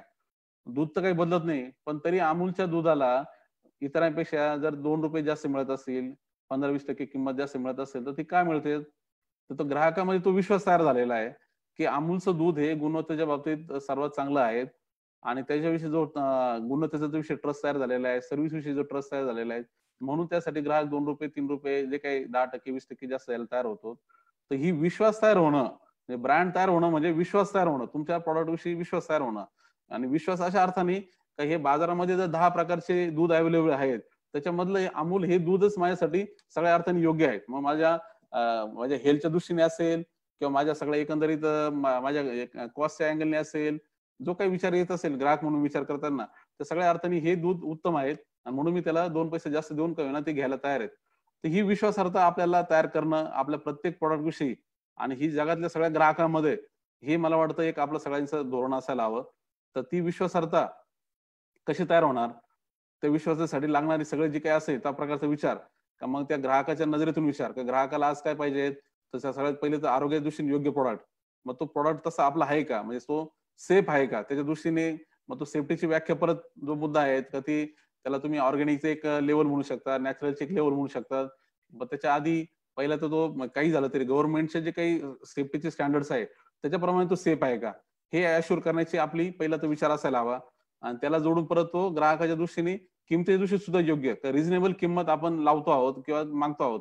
हे दोन्ही प्रॉडक्ट म्हणजे किंमत आणि त्याचबरोबर त्याच्या प्रॉडक्टची सेफ्टी, त्याची क्वालिटी म्हणजे काही बाकीचे स्टँडर्ड असतील, चव असेल किंवा त्याच्याबरोबर त्याचे बाकीचे मग इतर तुम्ही म्हणजे काही प्रॉडक्ट मधले इतर फिजिकल फीचर्स असतील, हे सगळ्याचा विचार करून त्या ब्रँडचा सगळा त्याचा एक विश्वासार्हतेचे त्याचे घटक बनतात. तर ते आपल्याला त्या प्रत्येक उत्पादनामध्ये घ्यावा लागणार आहे. तर ह्या सगळ्याला मुद्द्याला म्हणजे एक ग्लोबल कॉम्पिटिशन आणायची इफिशियन्सी आणि त्याच्याबरोबर तो प्रत्येक प्रॉडक्टचा ब्रँड, हे 3 विषय आणि त्याला जोडून मग त्या सगळ्या प्रत्येक क्रॉप मध्ये उभं राहताना व्हॅल्यू चेनच्या स्वरूपात उभं राहणं. उत्पादनापासून तर शेवटच्या मार्केट पर्यंतचे सगळे घटक आपणच उभे करू. आपण त्याला शेवटपर्यंत याला ती स्केल छोटी असू शकते आणि किंवा मोठी असू शकते, पण ती पूर्ण व्हॅल्यू चेनच्या स्वरूपातच आम्ही बघू. असं हे सगळ्याचा जर तुम्ही एकत्रित विचार केला, मग तुम्हाला ह्या अपॉर्च्युनिटीज जे मी सांगतोय हॉर्टिकल्चर मधल्या क्रॉप्स मधले असतील, ज्याच्यात तुम्ही आता जे काही आपण मगाशी नाव घेतलं ते सगळे क्रॉप्स असतील किंवा मग त्याला सपोर्टिव्ह सगळ्या industries, dairy, poultry, fishery, sericulture, हे सगळे तुम्हाला पोटेन्शियल क्रॉप म्हणून दिसायला लागतील. आणि मग वेगळं चित्र दिसायला लागेल की ऍग्रिकल्चर खऱ्या अर्थाने एक म्हणजे पोटेन्शियल एक समृद्ध फील्ड म्हणून आणि किंवा एक खऱ्या अर्थाने ग्रामीण भागामध्ये आपण किती वेगळ्या प्रकारचं चित्र तयार करू शकतो. आज जे काही गावाकडून मुंबईला पुण्याला जाण्याचा प्रत्येकाची जे काही ओढ आहेत आणि ते असं वाटतं की मुंबई पुण्यातलं आयुष्य खूप चांगलं आहे, खूप चांगल्या प्रकारची ते संधी आहेत, त्याच्याऐवजी गावातच तुम्हाला संधी दिसायला लागणं सहज शक्य आहे. आज आता मगाशी भूषणजींनी जो काही सांगितलं का सह्याद्रीविषयी मी थोडक्यात सांगावं, मी मुद्दाम सुरुवातीला सांगितलं नाही कारण ते सांगण्याऐवजी हे पार्श्वभूमीवर सांगितलं तर त्याला लॉजिक आहेत. आपण सह्याद्रीविषयी थोडीफार माहिती असेल, मग त्याला मी थोडक्यात एक 5 मिनिटांमध्ये थोडंसं ब्रीफ करू इच्छितो की हा सगळा विचार मी आता जे काही मांडलं हाच विचार घेऊन 2000 साधारण 10-11च्या दरम्यान या सगळ्या विषयाला आम्ही सुरुवात केली. एक सरळ दिशा ठेवून नाशिक भागातला आम्ही आहोत, त्यामुळे द्राक्ष आमचं महत्वाचं पीक आहे. त्या पिकामध्ये एक सुरुवातीला असा विचार केला की एकच पिकामध्ये आपण असं काही काम उभं करणं, एक पूर्ण ग्लोबल कॉम्पिटिशन मध्ये आपल्याला असं काही उभं करणं आहे की आपण मी जरी महाराष्ट्राचा शेतकरी असेल, नाशिक जिल्ह्यातला छोटा शेतकरी असेल, पण मला साऊथ आफ्रिकेतल्या, चिलीतल्या, कॅलिफोर्नियाच्या शेतकऱ्याबरोबर टक्कर द्यायची आहे आणि त्या ताकदीचा एक आज आमची आपल्याला आपली एक व्यवस्था उभी करायची आहे. व्यवस्था उभी करताना साहजिक विचार होता का हा वैयक्ती शक्यच नाही, त्यासाठी एकत्र येणं, एकत्र येताना पूर्ण मग त्याला ते सगळं पूर्ण सोशल स्ट्रक्चर आणि त्याचबरोबर पूर्ण व्यावसायिक स्ट्रक्चर दोन्हीचा विचार म्हणून फार्मा प्रोड्युसर कंपनीचं मॉडेल घेऊन आम्ही चालायला सुरुवात केली. आणि त्यातून सह्याद्रीने जो काही एक दिशेने म्हणजे पहिले 5 वर्ष तर फक्त एकच दिशा होती की द्राक्षामध्ये आपली जी काही व्हॅल्युएशन उभी करायचा प्रयत्न करतोय आपण, आपले सगळे सभासद उत्पादन करतायत, आपणच पोस्ट सर्व्हिसचं सगळं नियोजन करतो, त्यासाठी लागेल इन्फ्रास्ट्रक्चर उभं करतोय आणि आपल्याच ब्रँडनी आज जगाच्या बाजारात आपण सगळीकडे विकतोय. हे चित्र आपल्याला उभं करायचंय आणि ते पण पूर्ण एक सगळ्या ग्लोबल मार्केटमध्ये एक चला एक ट्रस्ट तयार होईल आणि एक त्याविषयी एक कॉन्फिडन्स तयार होईल या स्केलवर करायचंय. आणि त्यातून मग आम्ही जवळजवळ 2015 पर्यंत द्राक्षामध्ये जे काही काम करायचा प्रयत्न केला, तर त्यातून सगळे विषय तुम्ही जर पाहिलं स्केलचा विषय जवळजवळ फक्त आज 300 कोटीची सह्याद्रीची उलाढाल फक्त द्राक्ष पिकामध्ये झाले, ज्याच्यामध्ये जवळजवळ 42 देशामध्ये आज सह्याद्रीची द्राक्ष पोहोचलेली आहेत. त्याचबरोबर एकाच जागेवर जवळजवळ 200 टन द्राक्ष एका जागेवर पॅकिंगची यंत्रणा पोस्ट सर्व्हिस लेवलला जी इफिशियन्सी सह्याद्री तयार केली ती अजूनही कोणी त्याला ब्रेक करू शकलेलं नाही. दिवसाला 20 कंटेनर सह्याद्रीच्या एका कॅम्पस मधून एक्सपोर्ट होतात. म्हणजे बाकी लोकांना तेवढे 20 कंटेनरसाठी 20 लोकेशन लागत असतील, आमचे फक्त एका जागेवरून जातात. साहजिक त्याचा जो काही खर्च आहे तिथला पोस्ट सर्व्हिसचा तो कमी आहे. आणि दुसरीकडे मार्केटमध्ये जाताना स्ट्रॉंग प्रेझेन्समुळे गेल्यामुळे स्केल आल्यामुळे निगोशिएशन पॉवर आलेली आहे. निगोशिएशन पॉवरचा जो काही फायदा होतो समोरच्या मार्केटिंगमध्ये त्याचा ऑब्व्हियसली तिथे benefit market level efficiency, post harvest level efficiency आणि त्याचबरोबर प्रोडक्शन लेवल साईडला इफिशियन्सी आणण्यासाठी आमच्या सगळ्या मेंबर्सचा सपोर्ट, त्यांना जे काही टेक्निकल सगळा गायडन्स असेल, त्यांची क्वालिटी इम्प्रुव्हमेंट, प्रोडक्टिव्हिटी इम्प्रुव्हमेंट, ते सगळे कामं घडायला लागलेत. त्याचबरोबर मोठे मोठे विषय द्राक्षामधले व्हरायटी सारखा विषय का जो बऱ्याच वर्ष अटकलेला, जो गव्हर्नमेंटच्या लेवलला हलू शकला नाही, तो सह्याद्रीची एक ताकद तयार झाल्यामुळे तो पण विषय सुटला. त्यासाठी जे काही व्हरायटी इम्पोर्ट करण्यापासून ग्लोबल लेवलला तसे टाईप करण्यापासून ते सगळे विषय झालेत. आता हे जे काही अनुभव जो पहिल्या 4-5 वर्ष तयार झाला आणि त्यातून मग प्रत्येक पिकात इतरही पिकामध्ये मग ते टोमॅटो असेल किंवा मग ते इतर मग आता डाळिंब असेल, बनाना असेल किंवा इतर सगळेच फ्रूट व्हेजिटेबल, हॉर्टिकल्चर फोकस सगळी यंत्रणा सह्याद्रीची असल्यामुळे सर्वच फ्रूट अँड व्हेजिटेबलला फोकस करून अशा व्हॅल्यू चेन या ग्लोबल कॉम्पिटिशन मध्ये टिकतील अशा उभ्या करणं, त्या स्केलमध्ये उभ्या करणं आणि ते एकमेकांना परत जोडणं. म्हणजे द्राक्षाची व्हॅल्यू चेन टोमॅटो बरोबर किंवा मग अजून डाळिंबा बरोबर किंवा इतर फळभाज्या जोडणं आणि त्यातून मग सगळा आणि शेवटच्या ग्राहकापर्यंत पोहोचणं, हे सगळे टप्पे मग सगळे पकडायला सुरुवात झाली. ऑटोमॅटिकली व्हॅल्यू चेनच्या स्वरूपात चालल्यामुळं, हा ग्लोबल कॉम्पिटिशनचा प्रॉपर विचार केल्यामुळे, इफिशियन्सी विचार केल्यामुळे प्रत्यक्षात ती स्केल दिसायला लागली. म्हणजे आज यावर्षी सह्याद्री 500 कोटीला पोहोचलेली आहे आणि पुढच्या जो 1-2 वर्षामध्ये 1000 कोटीचा जो टप्पा गाठेल आणि तो एकदम कॉन्फिडेंटली जाईल. कारण ज्या प्रकारचं आता हे मुळात पहिलं तर ते सगळे ऍग्रिकल्चर प्रॉब्लेम आहे ते डिकोड करणं, त्याला एकमेकांना जोडणं, हे सगळं जे काही घडलंय त्याच्यामुळे ती आता ऑब्व्हियस ग्रोथ हा फार काही मोठा फॅक्टर नसतो, तो नॅचरल वेनी व्हायला लागतो, तसं ते घडायला लागलेले आहेत. तर हे सगळं मागच्या फक्त 8 ते 10 वर्ष काळातच झालेलं आहे. त्याला काही फार मोठा काही असं काही एकदम मोठा काळ किंवा खूप मोठा काही पार्श्वभूमी असं काहीच नव्हतं. खरं तर चॅलेंजेसचा विचार केला तर सगळे चॅलेंजेस म्हणजे ते भांडवलाचा विषय असेल, भांडवल नाही किंवा मग टेक्नॉलॉजी नाहीये, कोणी काही आपल्या कोणत्या प्रकारचं काही कनेक्शन नाहीये, मार्केट नाहीये, काहीच नाहीये. असं सगळं म्हणजे जे काही तुमच्या इथं उपस्थित सर्वांची जी काही सिच्युएशन आहे त्याच्यापेक्षा कोणतीही वेगळी सिच्युएशन सह्याद्रीमध्ये नव्हते. सगळीकडे जे काही प्रॉब्लेम्स आहेत तसेच प्रॉब्लेम घेऊनच आम्ही सुरुवात केलेली. मग ते फक्त ते प्रॉब्लेम डिकोड करायला सुरुवात केली, प्रत्येक प्रॉब्लेमला समजायला. भांडवलाचा मुद्दा एक कायम आपण बोलतो की भांडवल आपल्याकडे काय, माझं खूप करायची इच्छा पण भांडवल नाहीये. आता हा भांडवलाचा प्रश्न म्हणून मग कोणी म्हणतं का सरकारने आम्हाला सपोर्ट करायला पाहिजे, आम्हाला अनुदान द्यायला पाहिजे, बँकेने सपोर्ट करायला पाहिजे, घरच्यांनी करायला पाहिजे, असं बरेच विषय बोलले जातात. मी काय हा विचार केला का शेतीच खरं म्हटलं तर सगळ्यात मोठा सोर्स आहे भांडवलाचा. म्हणजे तुमचं जे काही होऊ शकतं, एका दाण्याचे 1000 दाणे होणं, हे काही नुसतं फक्त कुठेतरी लिहिण्याचं वाक्य नाहीये किंवा कुठेतरी फक्त सुभाषित म्हणून सांगण्याचं वाक्य नाहीये, तर ही फॅक्ट आहेत. एका दाण्याचे 1000 दाणे होतात ते किंवा एका रुपयाचे 1000 रुपये होणं, एवढं मल्टिप्लिकेशन हे फक्त फार्म लेवलवरच होतं, म्हणजे प्रोडक्शन लेवलच होतं आणि तिथूनच खऱ्या अर्थाने भांडवलाची निर्मिती होते. ते प्रत्यक्षात कसं होईल, मी आमच्या स्वतःच्या लेवलला काही आमचं प्रोडक्शन वाढवणं, द्राक्ष शेती 2 एकरवरून ते 70 एकरवरून येण्याचं पहिलं काम केलं.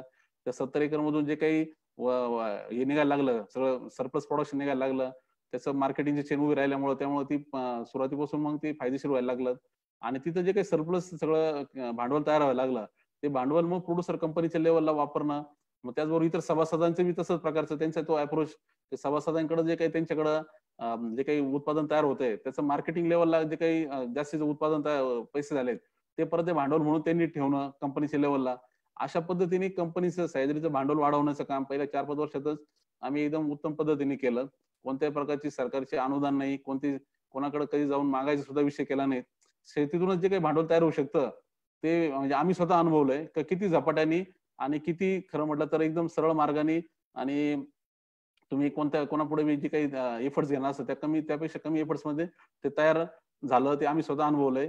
तर मला वाटतं भांडवलाचा हा मुद्दा आपण शेतकऱ्यांच्या पातळीवर तरी आहे ना, खरं तर तो सिरियसली म्हणजे अशा पद्धतीने घ्यायची गरज नाही की इतर इंडस्ट्री जसे झगडते तसं झगडायची गरज नाही. त्यापेक्षा कमी याच्या कष्टामध्ये आपण शेतीतून भांडवल तयार करू शकतो. दुसरा जो मुद्दा आहे तर त्यासाठी लागणार ट्रेन मॅन पॉवर आणि त्याचबरोबर त्याला लागणारी सगळ्या जी काही इकोसिस्टीम आहे ती उभी करण्यासाठी लागणाऱ्या सगळ्या आपल्याला जे काही मनुष्यबळ असेल वेगळ्या लेवलचं, हे सुद्धा खरं म्हटलं तर जसे संधी दिसतात ते तसं तिथे यायला लागतात. आमच्याकडे आता सह्याद्रीचा कॅम्पस जर तुम्ही पाहिला तर हा दिंडोरी तालुक्यामध्ये मोडे सारख्या गावात आहेत. आज आता तसं म्हटलं तर नाशिक पासून 20 किलोमीटर रोज यायचं म्हटलं तर 1 तास वगैरे प्रवास करावा लागतो. पण तिथे आज आमच्याकडे सगळ्या प्रकारचे मॅनपॉवर, मग मोठमोठ्या बँकर्स असतील, चांगले बँकिंग मधले जॉब सोडून आलेले, मोठ्या मोठ्या कॉर्पोरेट मधले जॉब सोडून आलेले लोक, ते सुद्धा इथं काम करतायत. ते का करतायत? तर फक्त तिथे प्रत्यक्ष दिसतं की इथं पोटेन्शियल दिसायला लागलंय, संधी दिसायला लागल्यात. त्यामुळे मनुष्यबळाचा विषय किंवा क्वालिटी मॅनपॉवरचा विषय ते ऑटोमॅटिकली व्हायला लागतात. आणि त्याचबरोबर नंतर मग येतो मुद्दा टेक्नॉलॉजीचा विषय. आज सगळं जगत जे काही बदलतं सगळं टेक्नॉलॉजीमुळे बदलतंय, आणि त्यामुळे तशा प्रकारच्या टेक्नॉलॉजी ऍग्रिकल्चर मध्ये तो फक्त हा मानसिकतेतला भाग आहे. ते आणायची इच्छा असेल तर ते ऑटोमॅटिकली तुमच्याकडे स्वतःहून येत आहेत. आता इथे आता हा जो प्लॅटफॉर्म आहे ऍग्रोजेचा प्लॅटफॉर्म असेल, आणि नाशिकमध्ये असे खूप आता आंतरपूर्ण तयार होत आहे की जे डिजिटल सगळे वेगळे प्लॅटफॉर्म ऍग्रिकल्चरसाठी तयार करतायत. तर हे ऑटोमॅटिकली एकमेकांना कनेक्ट होणं, या सगळ्या गोष्टी घडायला लागतात. आणि मागच्या 10 वर्षामध्ये सह्याद्रीमध्ये झालेलं आम्ही सगळं बघतोय की सगळे जसं वेगळ्या प्रकारचे इच्छाशक्ती असेल तर सगळ्या गोष्टी घडू शकतात. आणि त्या इच्छाशक्ती बरोबर तसं एक होतं, आपल्याला जो पाहिजे तो एक माइंडसेट, पॉझिटिव्ह माइंडसेट, आणि त्याचबरोबर एक व्यावसायिक दृष्टिकोन आणि ग्लोबल कॉम्पिटिशनचा विचार करून चालण्याची तयारी, हे सगळं एका जागी आलं तर तुम्हाला कोणालाही काही मर्यादा नाही आहेत. आपण खूप झपाट्याने आपल्या सगळ्या राज्याचं चित्र बदलू शकतो. ऍग्रिकल्चर मध्ये जे पोटेन्शियल आहे ते आतापर्यंत जे काही हार्वेस्ट झालं नाही ते तुम्हाला हार्वेस्ट झालेलं पुढच्या 10 वर्षात नक्की दिसेल. अशा प्रकारचे इनिशिएटिव्ह आपल्या राज्यामध्ये खूप आता घडतायत. म्हणजे सह्याद्री फार्मा प्रोड्युसर कंपनी एक उदाहरण राहिलेले नाहीत, असे खूप उदाहरणं आता पूर्ण राज्यामध्ये तयार होताना दिसत आहेत. आणि ते प्रत्येक तालुक्यामध्ये दिसायला लागले, प्रत्येक जिल्ह्यात दिसायला लागलेत. त्यामुळे मला असं वाटतंय की आता अशा प्रकारचे, आता फक्त एकच जो काही शेवटचा मुद्दा मी आता मांडण्याचा प्रयत्न करतोय की ह्या सगळ्यामधला एक शेवटचा जो काही विषय आहे, संधी खूप असतील, पोटेन्शियल खूप असेल, पण त्यासाठी जे काही पॉझिटिव्ह माइंडसेट पाहिजे, आणि त्याचबरोबर त्यासाठी एक धडपडण्याची जी वृत्ती पाहिजे, आणि त्याचबरोबर एक असं झोकून देऊन काम करायची वृत्ती पाहिजे, ती काही बाहेरून येऊ शकत नाही, ती तुमच्यामध्ये नैसर्गिक असायला पाहिजेत. आणि ती आपल्याला तशा प्रकारची वृत्ती असलेली सगळे तरुण मंडळी, तशा प्रकारची इच्छाशक्ती आणि त्याचबरोबर झोकून देऊन काम करण्याची तयारी असलेली नवीन तरुण नेतृत्व कसं तयार होईल, शेतीमधला हा मला वाटतं सगळ्यात मोठा प्रश्न आहे. आणि तो प्रश्न जर सोडवला तर बाकी सगळे तुम्हाला संधी दिसायला लागतील. प्रोड्युसर कंपनी, फार्मा प्रोड्युसर, जे काही शेती उत्पादक कंपनी, हे सगळं एक घडवून आणण्यासाठीचं माध्यम आहेत. आज एका माणसाने एक माणूस कुठेच वैती जाऊ शकत नाही. जे त्याचे त्याला सगळ्यांना बरोबर घेऊन जावं लागणार आहे. आणि ते नुसतं नावाला घेऊन नाही तर त्याला सर्वांना मालक म्हणून घेऊन जावं लागणार आहे. फार्मा प्रोड्युसर कंपनी ही संकल्पना आहे की जिथं सर्व एकत्र जात आहेत, सर्व त्याचा ओनरशिपली जात आहेत, सर्व त्याचा सारखाच हक्क ठेवून जात आहेत. त्यामुळे जो काही बदल होईल, जे काही व्हॅल्यू तयार होईल, जे काही सगळं समृद्धी त्याच्यामध्ये सर्वांचा वाटा असेल, ही संकल्पना फार्मा प्रोड्युसर कंपनी मागची आहेत.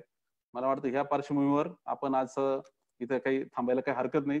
काही प्रश्न असेल तर तिकडे जाऊया. धन्यवाद. धन्यवाद शिंदे साहेब. अतिशय महत्वाची माहिती या ठिकाणी आपण मांडलेली आहे. आपला मागच्या 8 ते 10 वर्षाचा हा खडतर प्रवास आहे. यामध्ये अनेक अडचणी आल्यात आणि त्या अडचणींवर मात करून आपण हे एक सह्याद्री नावाने रोपटे लावले होते आणि आज खूप मोठा पर्वत या ठिकाणी तयार झालेला आहे. शेतकऱ्यांना आपल्यापासून खूप प्रेरणा भेटत आहे. या सेशन मध्ये अनेक लोकांचे कमेंट्स आले की तुमच्यामुळे अनेक लोकांना जगण्याची आणि शेती करण्याची खूप चांगली प्रेरणा मिळत आहे. यासोबतच तुम्ही आज जे काही स्वॉट अनालिसिस नावाचं आर्टिकल्स पब्लिश केलं. खरं तर प्रत्येक उद्योगधंदा जो चालतो तो स्वॉट अनालिसिसने चालतो, परंतु शेतीमध्ये कधी स्वॉट अनालिसिस होतं हे शेतकऱ्यांनाही माहीत नव्हतं आजपर्यंत. आणि त्या स्वॉट अनालिसिसच्या माध्यमातून आपल्याला खरोखर काय संधी आहेत किंवा काय त्रुटी आहेत याच्या माध्यमातून निश्चितच शेतकऱ्यांना याचं माहिती होणार आहे. तुम्ही सांगितल्या पद्धतीने पिकांचा फेरफार करणं गरजेचं आहे, मनुष्यबळाचं संतुलन राखणं गरजेचं आहे. त्याचबरोबर शेती करत असताना अनेक वेगवेगळे जोडधंदे आहेत, त्याची सुद्धा सांगड घालणं महत्वाचं आहे. शेती खरोखर व्यावसायिक दृष्टिकोनातून झाला पाहिजे. व्यवसाय म्हणून जर तो केला तर निश्चितच शेतकऱ्याची प्रगती होईल. आणि आज तुमच्या माध्यमातून शेतकरी उत्पादक कंपन्या स्थापन करण्याचं अनेक शेतकऱ्यांचं स्वप्न आहे. खरं तर सह्याद्री प्रोड्युसर कंपनी ज्या पद्धतीने काम करत आहे त्याच पद्धतीने अनेक लोकांची करण्याची इच्छा आहे. महाराष्ट्रात आता सध्या जर बघितलं तर 2700च्या वरती फार्मर प्रोड्युसर कंपन्या तयार झाल्या आहेत. त्याच दृष्टिकोनातून जर आपण नाशिकमध्ये बघितलं तर 220च्या वरती फार्मर प्रोड्युसर कंपन्या तयार झाल्या आहेत. तर या संदर्भात एक प्रश्न असा आहे की ह्या ज्या काही कंपन्या तयार होत आहेत या बऱ्याच वेळा एकतर काहीतरी शासनाची योजना मिळेल यासाठी तयार होत आहेत आणि त्यामुळे कंपनी तयार होते आणि ऍक्टिव्ह नाहीयेत. ऍक्टिव्ह जर बघितलं तर 10% ऍक्टिव्ह रेशो आहे. तर अशा जे नवीन कंपन्या तयार होत आहेत तर यांच्यासाठी तुम्ही थोडक्यात काय संदेश द्याल? खरं तर म्हणजे फार्मा प्रोड्युसर कंपनीचा उद्देश आहे, आता मी सांगितल्याप्रमाणे का सगळ्या अशा व्हॅल्यू चेन्स उभ्या करणं आणि त्या स्वतः शेतकऱ्यांना उभ्या करणं असंच असायला पाहिजेत. तो काही सरकारची सबसिडी मिळते किंवा सरकारची स्कीम आहेत आणि पुढे कंपनी स्थापन केले आणि तुम्ही 4 लाख जर गोळा केले तर तुम्हाला 12 लाख मिळणार आहेत, अशा फक्त उद्देशाने जर करणार असेल तर त्याचं आयुष्य तेवढंच असणार आहे. ती कागदावरच असेल किंवा मग ती फक्त जन्माला आली आणि संपली असंच असणार आहे. तुम्ही किती छोटा विचार करताय याच्यावर त्याचा सगळं त्या छोटा किंवा मोठा विचार करताय याच्यावर ते कोणत्या संस्थेचं भविष्यावर अवलंबून असणार आहे. त्यामुळे सरकारची स्कीम घेणं हा उद्देश ठेवून जर काही चालू करत असाल तर कृपया चालू करण्याच्या फंद्यातही पडू नका, कारण त्यातून साध्य काहीच होणार नाही. तुमचा वेळ जाणार आणि कारण असताना तुम्ही भरपूर सगळ्यांचाच इतरांचा वेळ घेतलेला असणार आहे. खरोखर तुम्हाला सिरियस ऍग्रिकल्चरला एक बिझनेस म्हणून तुम्हाला बघायचा असेल आणि तो बघताना परत सर्वांच्या मध्ये बदल घडावा आजूबाजूच्या सगळ्या भागामध्ये, अशी जर तुमची प्रामाणिक जर इच्छा असेल आणि त्यासाठी तुमचं झोकून देण्याची तयारी आहे, नुकसान स्वतः सहन करून चालण्याची तयारी आहे, असा जर विचार असेल तरच फार्मा प्रोड्युसर कंपनीच्या या सगळ्या वाटेला जा, नाही तर जाऊच नका. हे मी तुम्हाला स्पष्ट सांगू इच्छेल. कारण जर खरोखर म्हणजे जर तुमच्याकडे सोशल थॉट नसेल तर फार्मा प्रोड्युसर कंपनी हा विचार तुम्ही करू न केला तर बरं आहे. तुम्हाला जर वाटत असेल मला माझं स्वतःच फक्त करिअर करायचंय, माझं स्वतःच फक्त एक व्यवसाय म्हणून मला स्थिर व्हायचंय, मला बाकीची माझी जबाबदारी घ्यायची नाही, तर तुमचा खाजगी व्यवसाय तुम्ही केला आणि तुम्ही पर्सनल लेवलला केला तरी काही अडणार नाही, तरी तुम्ही चांगलंच काम केलेलं असणार आहे. काहीतरी करतोय माणूस, क्रिएटिव्ह करतोय, हीच खूप मोठी गोष्ट आहे. प्रोड्युसर कंपनी हा एक सोशल विचार आहेत, जिथे म्हणजे दोन्हीचं बॅलन्स, प्रोफेशनलिझम बी आहेत आणि त्यावर सोशलिझम बी आहेत. हे दोन्हीचं बॅलन्स तुम्हाला जर त्या वाटेला जाणं योग्य वाटत तर जा, नाही तर खाजगीमध्ये गेलं तर चालेल. पण मधला जो रस्ता आहे, फक्त सरकारची स्कीम मिळते आणि आता हे केलं तर प्रोड्युसर कंपनी केली तर काहीतरी अनुदान मिळेल, तर कृपया करू नका. असंही सरकारच्या जर तुम्ही सगळ्या स्कीम पाहिल्या आहेत तर तुम्ही फक्त ऍग्रिकल्चर मध्ये करिअर करू इच्छित असाल तर तुम्ही खाजगीत करा किंवा प्रोड्युसर कंपनीच्या स्वरूपात करा किंवा अजून काही कोऑपरेटिव्ह स्वरूपात करा, पब्लिक लिमिटेड म्हणून करा. तुम्हाला सगळ्या स्कीमचा बेनिफिट मिळायचा तो मिळणारच आहे, जे काय मिळणार आहे ते. त्यामुळे प्रोड्युसर कंपनी फक्त स्कीमसाठी करू नका, खरोखर तुमच्या मनामध्ये तो थॉट असेल तरच करा. आणि दुसरा एक मुद्दा मला त्याला जोडून सांगायचा आहे, तर पहिली तर सरकारी स्कीम याच्या बाबतीतला नाही, स्वतःची मतं नक्की तयार करून घ्या, व्यवस्थित तयार करा. अनुभव येतच आहे, आम्ही सगळे काही गोष्टी अनुभवून शिकलेलो आहेत. तुम्ही जर आमच्या अनुभव जर म्हणत असाल काही शिकायचं तर मी तुम्हाला एकच सल्ला देईल की सरकारची स्कीम म्हणजे ज्या काही असतील त्या सगळ्या योजना असतील ना, ते एक सापळ्यासारख्या असतात. तो सापळा आहे हे लक्षात घ्या. तर तुम्हाला रुपये मिळणार, त्यासाठी तुम्ही 4 रुपये खर्च करायचा किंवा त्यासाठी तुम्ही पळायचं, राबायचं. बऱ्याच असं वाटतं की स्कीममुळे मला फायदा होईल, मला सपोर्ट मिळेल, मला काही ताकद मिळेल. ती ताकद मिळण्यापेक्षा उलट तुमची ताकद गेलेली असते, तुम्ही त्या अर्थाने कमजोर झालेले असतात. हा बऱ्याच जणांचा अनुभव आहे. सबसिडी 25% मिळणार, ती 25% जर अपफ्रंट मिळाले तर तिला सबसिडी म्हणतात. ती जर 2 वर्षानंतर मिळाले तर तुम्ही त्यापेक्षा जास्त इंटरेस्ट मोजलेला असतो. मग तुम्ही तेव्हा नंतर 2 वर्षानंतर लक्षात, अरे आपण काही फायदा मिळाला का आपण उलटा त्या सबसिडीच्या नादाने आपला वेळ वाया घालवला. त्यामुळे तो सबसिडीचा विचार बिलकुल करू नका. जे मिळालं असेल किंवा असेल तर ते ऑटोमॅटिकली आलं तर ठीक आहे. विचार करताना, सुरुवात करताना कायम विचार करा की 100% स्वतःच्या ताकदीवर आणि स्वतःच्याच याच्यावर, हिमतीवरच आपल्याला उभं राहायचंय, तरच आपण टिकणार. त्यासाठी सरकारच्या स्कीम्स आणि याचा विचार करून कोणतंही नियोजन करू नका आणि कोणताही त्याचा भाग धरू नका. खास करून मी सांगतोय तुम्हाला भूषणजी, प्रोड्युसर कंपनीविषयी जे चाललंय ना सगळ्या सध्या, का बरेच प्रोड्युसर कंपनी स्थापन केले, हे फायदे ते फायदे मीडियामधून बी येत असतात, बरेच जण लिहित असतात. तर त्या बाबतीतलं नाही, हे जरा लक्षात घेणं गरजेचं आहे. अशा पद्धतीने फक्त अजून 4-5 वर्षानंतर आपण जर पाहिलं, 2025 ला जर मागे वळून पाहिलं तर दिसेल का खूप अशा काय, तुम्ही आता नावं घेतले 27,000 जरी कंपन्या कागदावर तयार झाल्यात तर त्यातल्या तुम्हाला 10 नावं सापडणार नाहीत. आणि बाकीचे फक्त जन्माला आले आणि बंद झालेत. तर कारण आणि ते फक्त नुसते जन्माला घालून जर काही कोणाला वाटत असेल का आपण काही ते साध्य केलं तर चूक आहेत. आपल्याला ते घडवायचे, ते वाढवायचे, त्यातून काहीतरी खऱ्या अर्थाने लोकांमध्ये बदल घडवायचा आहे, तर तो पूर्णपणे स्वतःच्या ताकदीवरच होऊ शकतो.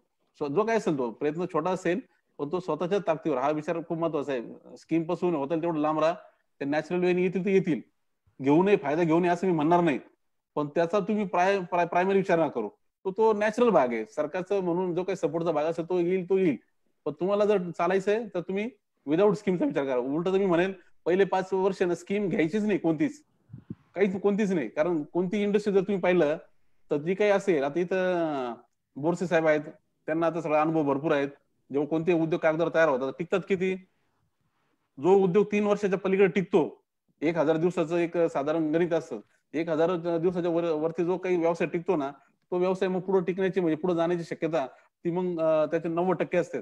आणि 90% उद्योग किंवा 90% ऍक्टिव्हिटी कोणती असेल ती प्रोड्युसर कंपनी म्हणा, काही म्हणा, ती 3 वर्षात संपलेली असते.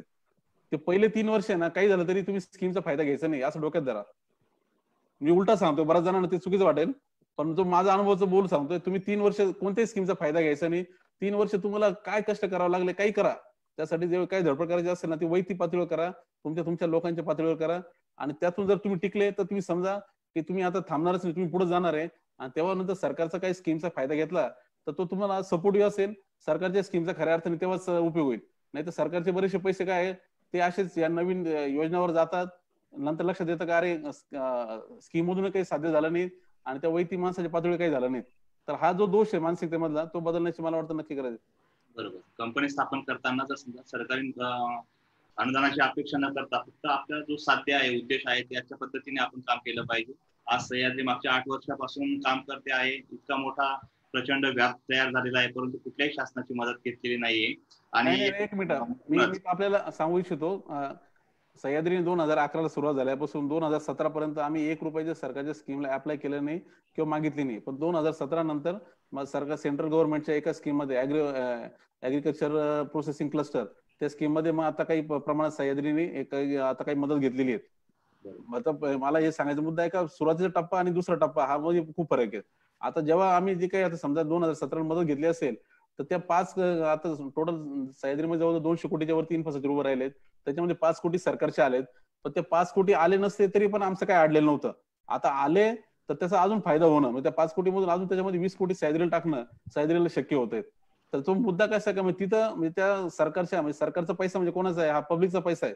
आज एक तुम्हाला पब्लिकचा पैसा म्हणजे हा आपण म्हणजे कोणीतरी तुमच्यामध्ये ते गुंतवणूक करतोय, तर त्याचं हे ठेवणं जबाबदारी मोल ही आपली खूप मोठा भाग असतो. त्यामुळे मी तशा अर्थाने सांगतोय मदत घेऊ नका असं नाही, पण ती मदत जी काय आहे ना तिचा उपयोगच झाला पाहिजे, त्या मदती वाया नाही गेली पाहिजेत.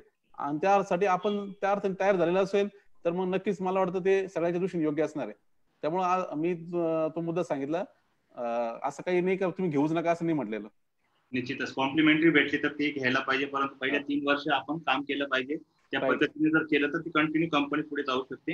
याच्यामध्ये खूप छान माहिती सरांनी दिलेली आहे. सर एक प्रश्न आहे की आता तुम्ही ई कॉमर्स सेक्टरमध्येही काम करतायत, म्हणजे भाजीपाला जर पोहोचणं असेल किंवा एक ऍप्लिकेशनच्या माध्यमातून अनेक प्रोडक्ट्स आपले पुढे जातात. ई कॉमर्स मध्ये शेतकऱ्यांना कशी संधी मिळून येईल किंवा बाकीचे शेतकरी उत्पादक कंपनी असतील तर त्यांनाही कशी संधी आहे? किंवा संधी प्रत्येकालाच आहेत. आता एक साधी गोष्ट आहे, आज आता टेक्नॉलॉजीमुळे जे काही जग बदलत आहेत, वैयक्तिक पातळीवर बी खूप वैयक्तिक संधी तयार होतात. एखादा शेतकरी वैयक्तिक म्हटला का मी आता माझा माल विकायचा आहे मुंबईला पुण्याला, जे त्याला पारंपरिक शक्य नव्हतं ते आता या ई कॉमर्समुळे शक्य आहे. मग त्यांनीच एक ऍप बनवलं आणि त्यांनी प्लॅटफॉर्म तयार केलं शक्य आहे. फक्त ते व्यावसायिक दृष्टीने योग्य आहे का हा विषय. ई कॉमर्स आता विषय म्हणजे नक्की काय आहे तर रिटेल यंत्रणा तुम्ही अजून ती डिजिटल प्लॅटफॉर्मच्या स्वरूपात उभी करणं. रिटेल हा जेव्हा मुद्दा येतो ना तेव्हा एक लक्षात घ्या तर हे सगळ्यात म्हणजे तुमच्या व्हॅल्यू चेनचं सगळ्यात वरचं टोक आहे आणि त्या वरच्या टोकाला सर्वात जास्त ताकद तिथं लागते. रिटेलच्या पॉइंटला सक्सेस होण्यासाठी सर्वात जास्त आपल्याला म्हणजे कॉम्पिटिशन आहे, तिथं टप तुम्हाला सगळ्या वेगवेगळ्या स्पर्धा असणार आहे. त्यामुळे तिथं जाताना वैयक्तिक शेतकरी म्हणून तुम्ही विचार करून चालू शकत नाही, तिथं संघटित स्वरूपातच जावं लागेल. तिथं फार्मर प्रोड्युसर कंपनी एक नुसती ती पण नाही चालू शकत, त्यांचं परत एक ताकद. ई कॉमर्स लेवलला तुम्ही जेव्हा विचार कराल तेव्हा लक्षात घ्या तुम्ही जरी तुमचं काही एखादं द्राक्ष घेऊन चालले विकायला किंवा तुमचं काही फळ भाजीपाला अजून किंवा धान्य तेल काही असेल, तुमची कॉम्पिटिशन कोणाबरोबर आहे तर रिलायन्स बरोबर आहेत, डीमार्ट बरोबर आहेत, अमेझॉन बरोबर आहेत. आता त्यांच्याबरोबर कॉम्पिटिशन विकणार तर तुम्ही ते विकणार, तेच विकणार प्रोडक्ट. मग असा मुद्दा परत आला ग्राहकाच्या लेवल इफिशियन्सी आली तिथं, तर तेव्हा तुम्हाला तिथे जाताना तेव्हा ताकदीने जावं लागेल. स्वतःची नुसते लगेच आता काहीतरी आपण ई कॉमर्स करू असं विचार करण्यापेक्षा तो पूर्ण मॅच्युअर होऊन नंतर जावं. तोपर्यंत तुमचे जे काही असतील चॅनल किंवा तिथं जाताना मग सगळ्यांनी एकमेकांना संघटित होऊन जाणं असा विचार आपल्याला करावा लागेल. शेवटचे 2 मुद्दे आहेत सर. आज आपण जर बघितलं तर आपल्यासारखे अनेक कृषी पदवीधर चांगलं शिक्षण घेत आहेत किंवा बाकीचेही फॅकल्टीज मध्ये हायर एज्युकेशन घेतात विद्यार्थी आहेत, मराठी माणसं आहेत किंवा शेतकरी कुटुंबातील मुलं आहेत. घरची शेती अनेक मोठ्या प्रमाणात आहे, चांगली शेती असते, घरातलं आर्थिक वातावरण देखील चांगलं असतं. उच्च शिक्षण घेतल्यानंतर एक छोट्याशा नोकरी मागे ते लोक जॉईन होत आहेत. थोडीफार नोकरी म्हणजे साधारणतः एक पोस्ट ग्रॅज्युएशन झाल्यानंतर 15-20 हजार रुपयाची नोकरी करतायत. तर अशा मुलांनी किंवा नवीन नव युवक आहेत अशा लोकांनी जर समजा उद्योगाकडे येण्यासाठी कसं प्रोत्साहन देता येईल आपल्याला? नाही, आता आपण जे संधीच्या अर्थाने बोललो, ज्या काही संधी आहेत या खरं म्हटलं तर त्याच्यामध्ये पहिलं तर म्हणजे जे काही ऍग्रिकल्चर ग्रॅज्युएट्स आहेत किंवा जे काही शेतकऱ्यांची मुलं आहेत तर त्यांच्यासाठीच खऱ्या अर्थाने त्या संधी आहेत. आणि ते त्यांनी नाही घेतलं तर दुसरं कोणीतरी घेणार आहेत, हा विचार त्यांच्या मानसिकतेचा आहे खऱ्या अर्थाने. का आता त्यांनी त्या संधी घेण्यासाठी पुढे यायचं का मग एमपीसी युपीसीच्या मार्गे जाऊन किंवा कुठेतरी शहरात काहीतरी दुसरे काही उचापती करण्यात वेळ वाया घालायचा. ऍग्रिकल्चरच्या मधल्या ज्या संधी आहेत त्या ऍग्रिकल्चरच्याच ज्यांचं बॅकग्राऊंड आहे, ग्रामीण भागातले आहेत किंवा म्हणजे त्यातले बी खास करून म्हणतात ऍग्रिकल्चर ग्रॅज्युएट आहेत तर ज्यांनी 4 वर्ष 6 वर्ष ऍग्रिकल्चर एज्युकेशन घेण्यासाठी दिले आहेत तर त्यांनीच या घेण्यासाठी पुढे यायला पाहिजेत. त्यामुळे ते आणि त्यात आता हा जो काही मुद्दा आहे तर सगळे आता जे काही स्ट्रक्चर तयार होत आहेत, नवीन सगळ्या वेगळ्या प्रकारचे प्लॅटफॉर्म तयार होत आहेत, फार्मा प्रोड्युसर कंपनी स्वरूपात म्हणा किंवा इतरही आपल्या वेगवेगळ्या प्रकारचे स्टार्टअपला गव्हर्नमेंट प्रोत्साहन देत आहेत. तर इथं ऍग्रिकल्चर मधले सगळ्या ह्या ऑपॉर्च्युनिटी घेण्यासाठी सर्व म्हणजे युनिव्हर्सिटी मधूनच आहे ना तसं वातावरण तयार होण्याची गरज आहे. आता सर्व जेवढे काही कोणी असेल ऍग्रिकल्चर ग्रॅज्युएट त्यांना माहिती आहे युनिव्हर्सिटी मधलंच वातावरण थोडंसं आपलं फ्रस्ट्रेटिंग सारखं आहे. ऍग्रिकल्चरकडे येणं करिअर म्हणून येणं हे तिथल्या लोकांना संधी म्हणून वाटतच नाही, ते तिथून लांब पळायचा प्रयत्न करतात. पण आता आपण जे काही 1 तास चर्चा केली त्यातून मला नाही वाटत की कोणी असं म्हणायला हवं का नाही आम्ही आता इथं येऊन तर काही उपयोगाचं नाही, त्यापेक्षा आम्ही जातो तिकडे. ते वातावरण तयार करायला पाहिजे आता अजून. एक महत्वाचा प्रश्न आहे, अनेक शेतकरी उत्पादक कंपन्यांचे चॅट बॉक्स मध्ये प्रश्न आहे की जर बाकीच्या काही शेतकरी उत्पादक कंपन्या आहेत ते सह्याद्री सोबत काही इनपुट साठी किंवा आउटपुट साठी टायप होऊ शकतात का, किंवा सह्याद्री कंपनी इतर कंपन्यांसाठी पण काही गोष्टींसाठी काम करू शकते का? नक्की. अजून एक प्रश्न इथे दिसतोय, मला वाटतं नवीन उभ्या राहणाऱ्या एफपीसी स्टार्टअपला सह्याद्री फार्मा प्रोड्युसर कंपनी काय मदत करू इच्छिते, तोच प्रश्न तुम्ही विचारताय ना? हो.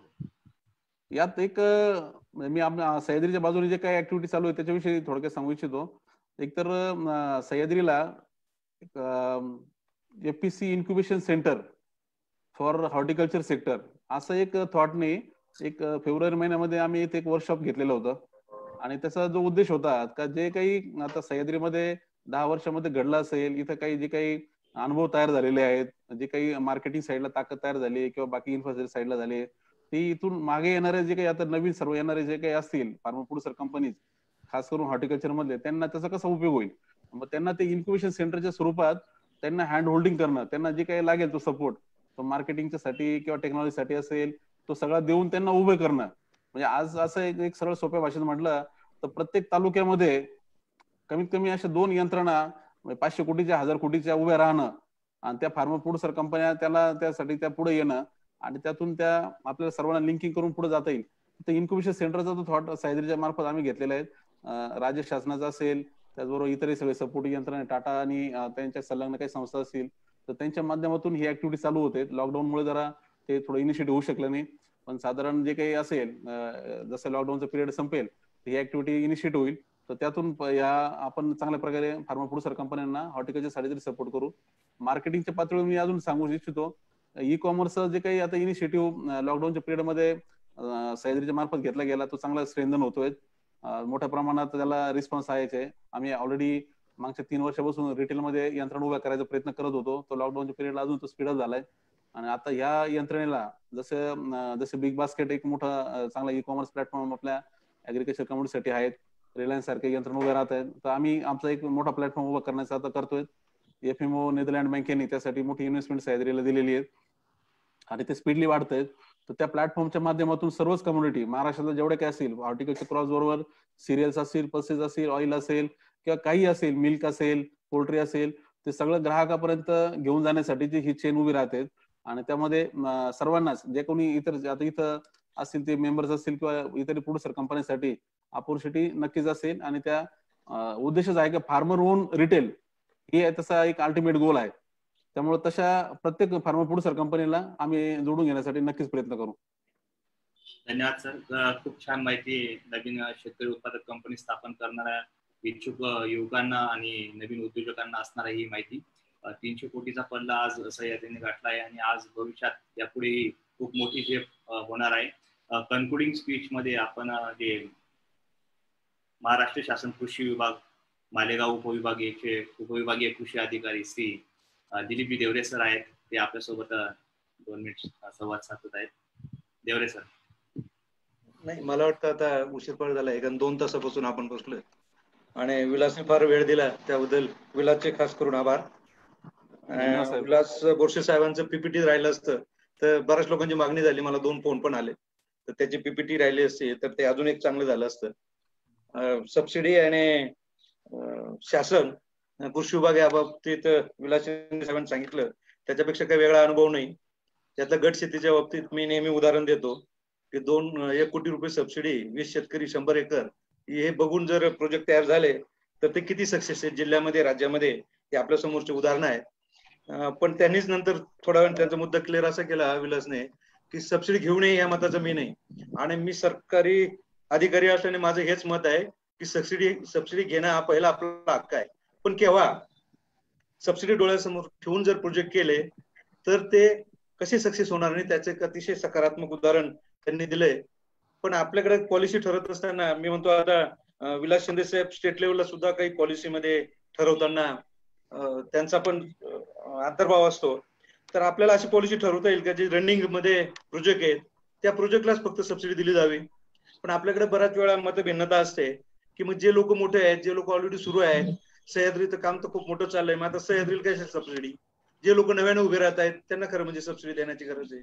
आपल्याकडे थोडं पॉलिटिकल, सामाजिक थोडस विचार त्याच्यामध्ये अनेक अडचणी शासन स्तरावर पण येतात. पण तरी सुद्धा आपण म्हटलं तसं एक सबसिडी डोळ्यासमोर ठेवून जर प्रोजेक्ट केले तर ते सबसिडी पुरते मर्यादित राहतात, हा आमचा अनुभव आहे. गेल्या 1-2 वर्षापासून आपली जेव्हा एफपीओची चर्चा सुरू आहे, जे वर्कशॉप झालंय, याच्यामध्ये खूप लोकांची विचारणा अशी होती की व्यक्तिगत शेतकरी, एखादा मोठा बिझनेसमॅन याच्यामध्ये गुंतवणूक करायला मोठ्या प्रमाणात इच्छुक आहेत. अनेक लोकांनी आमच्याशी पण संपर्क केलाय. पण एफपीओ करत असताना हे त्यातनं अपेक्षित नाहीये खरं म्हणजे. आणि सगळ्यात महत्वाची गोष्ट, एखादा व्यक्तिगत जर आपल्याला बिझनेस करायचा असेल तर विलासने एक सुंदर उदाहरण दिलं की आपण वेगळा बिझनेस काही करू शकता. त्यामुळे एक सोशल भान लक्षात ठेवून, थोडी सामाजिक सेवा डोक्यात ठेवून जर आपण एफपीओ मध्ये काम केलं तर त्याचा विलास होणार आहे आणि त्याची सह्याद्री होणार आहे. मला एवढंच फक्त या ठिकाणी सांगेन. याच्यामध्ये अनेक कंपनी आपल्या आता सुरू झाल्या आहेत. राज्यामध्ये जरी 27 असला तर 220 आणि प्लस नाशिक जिल्ह्यात आहेत. त्यातल्या बोटावर मोजून कंपनी आता चांगलं काम करत आहेत. पण तरी सुद्धा एवढ्या हे आपल्या कोरोनाच्या पार्श्वभूमीवर आणि आपले हे जे वर्कशॉप चालले याच्या माध्यमातून जी लोक जागृती होते, तर खूप लोकांची विचारणा अशी होते की आम्हाला आता एफपीओ करायची, रजिस्ट्रेशन करायचं, काय करावं. मग आता उल्हास बोरसे, भूषण निकम यांना खूप मोठं काम आहे. विलास शिंदेचं त्यांना मार्गदर्शन लाभणार आहे.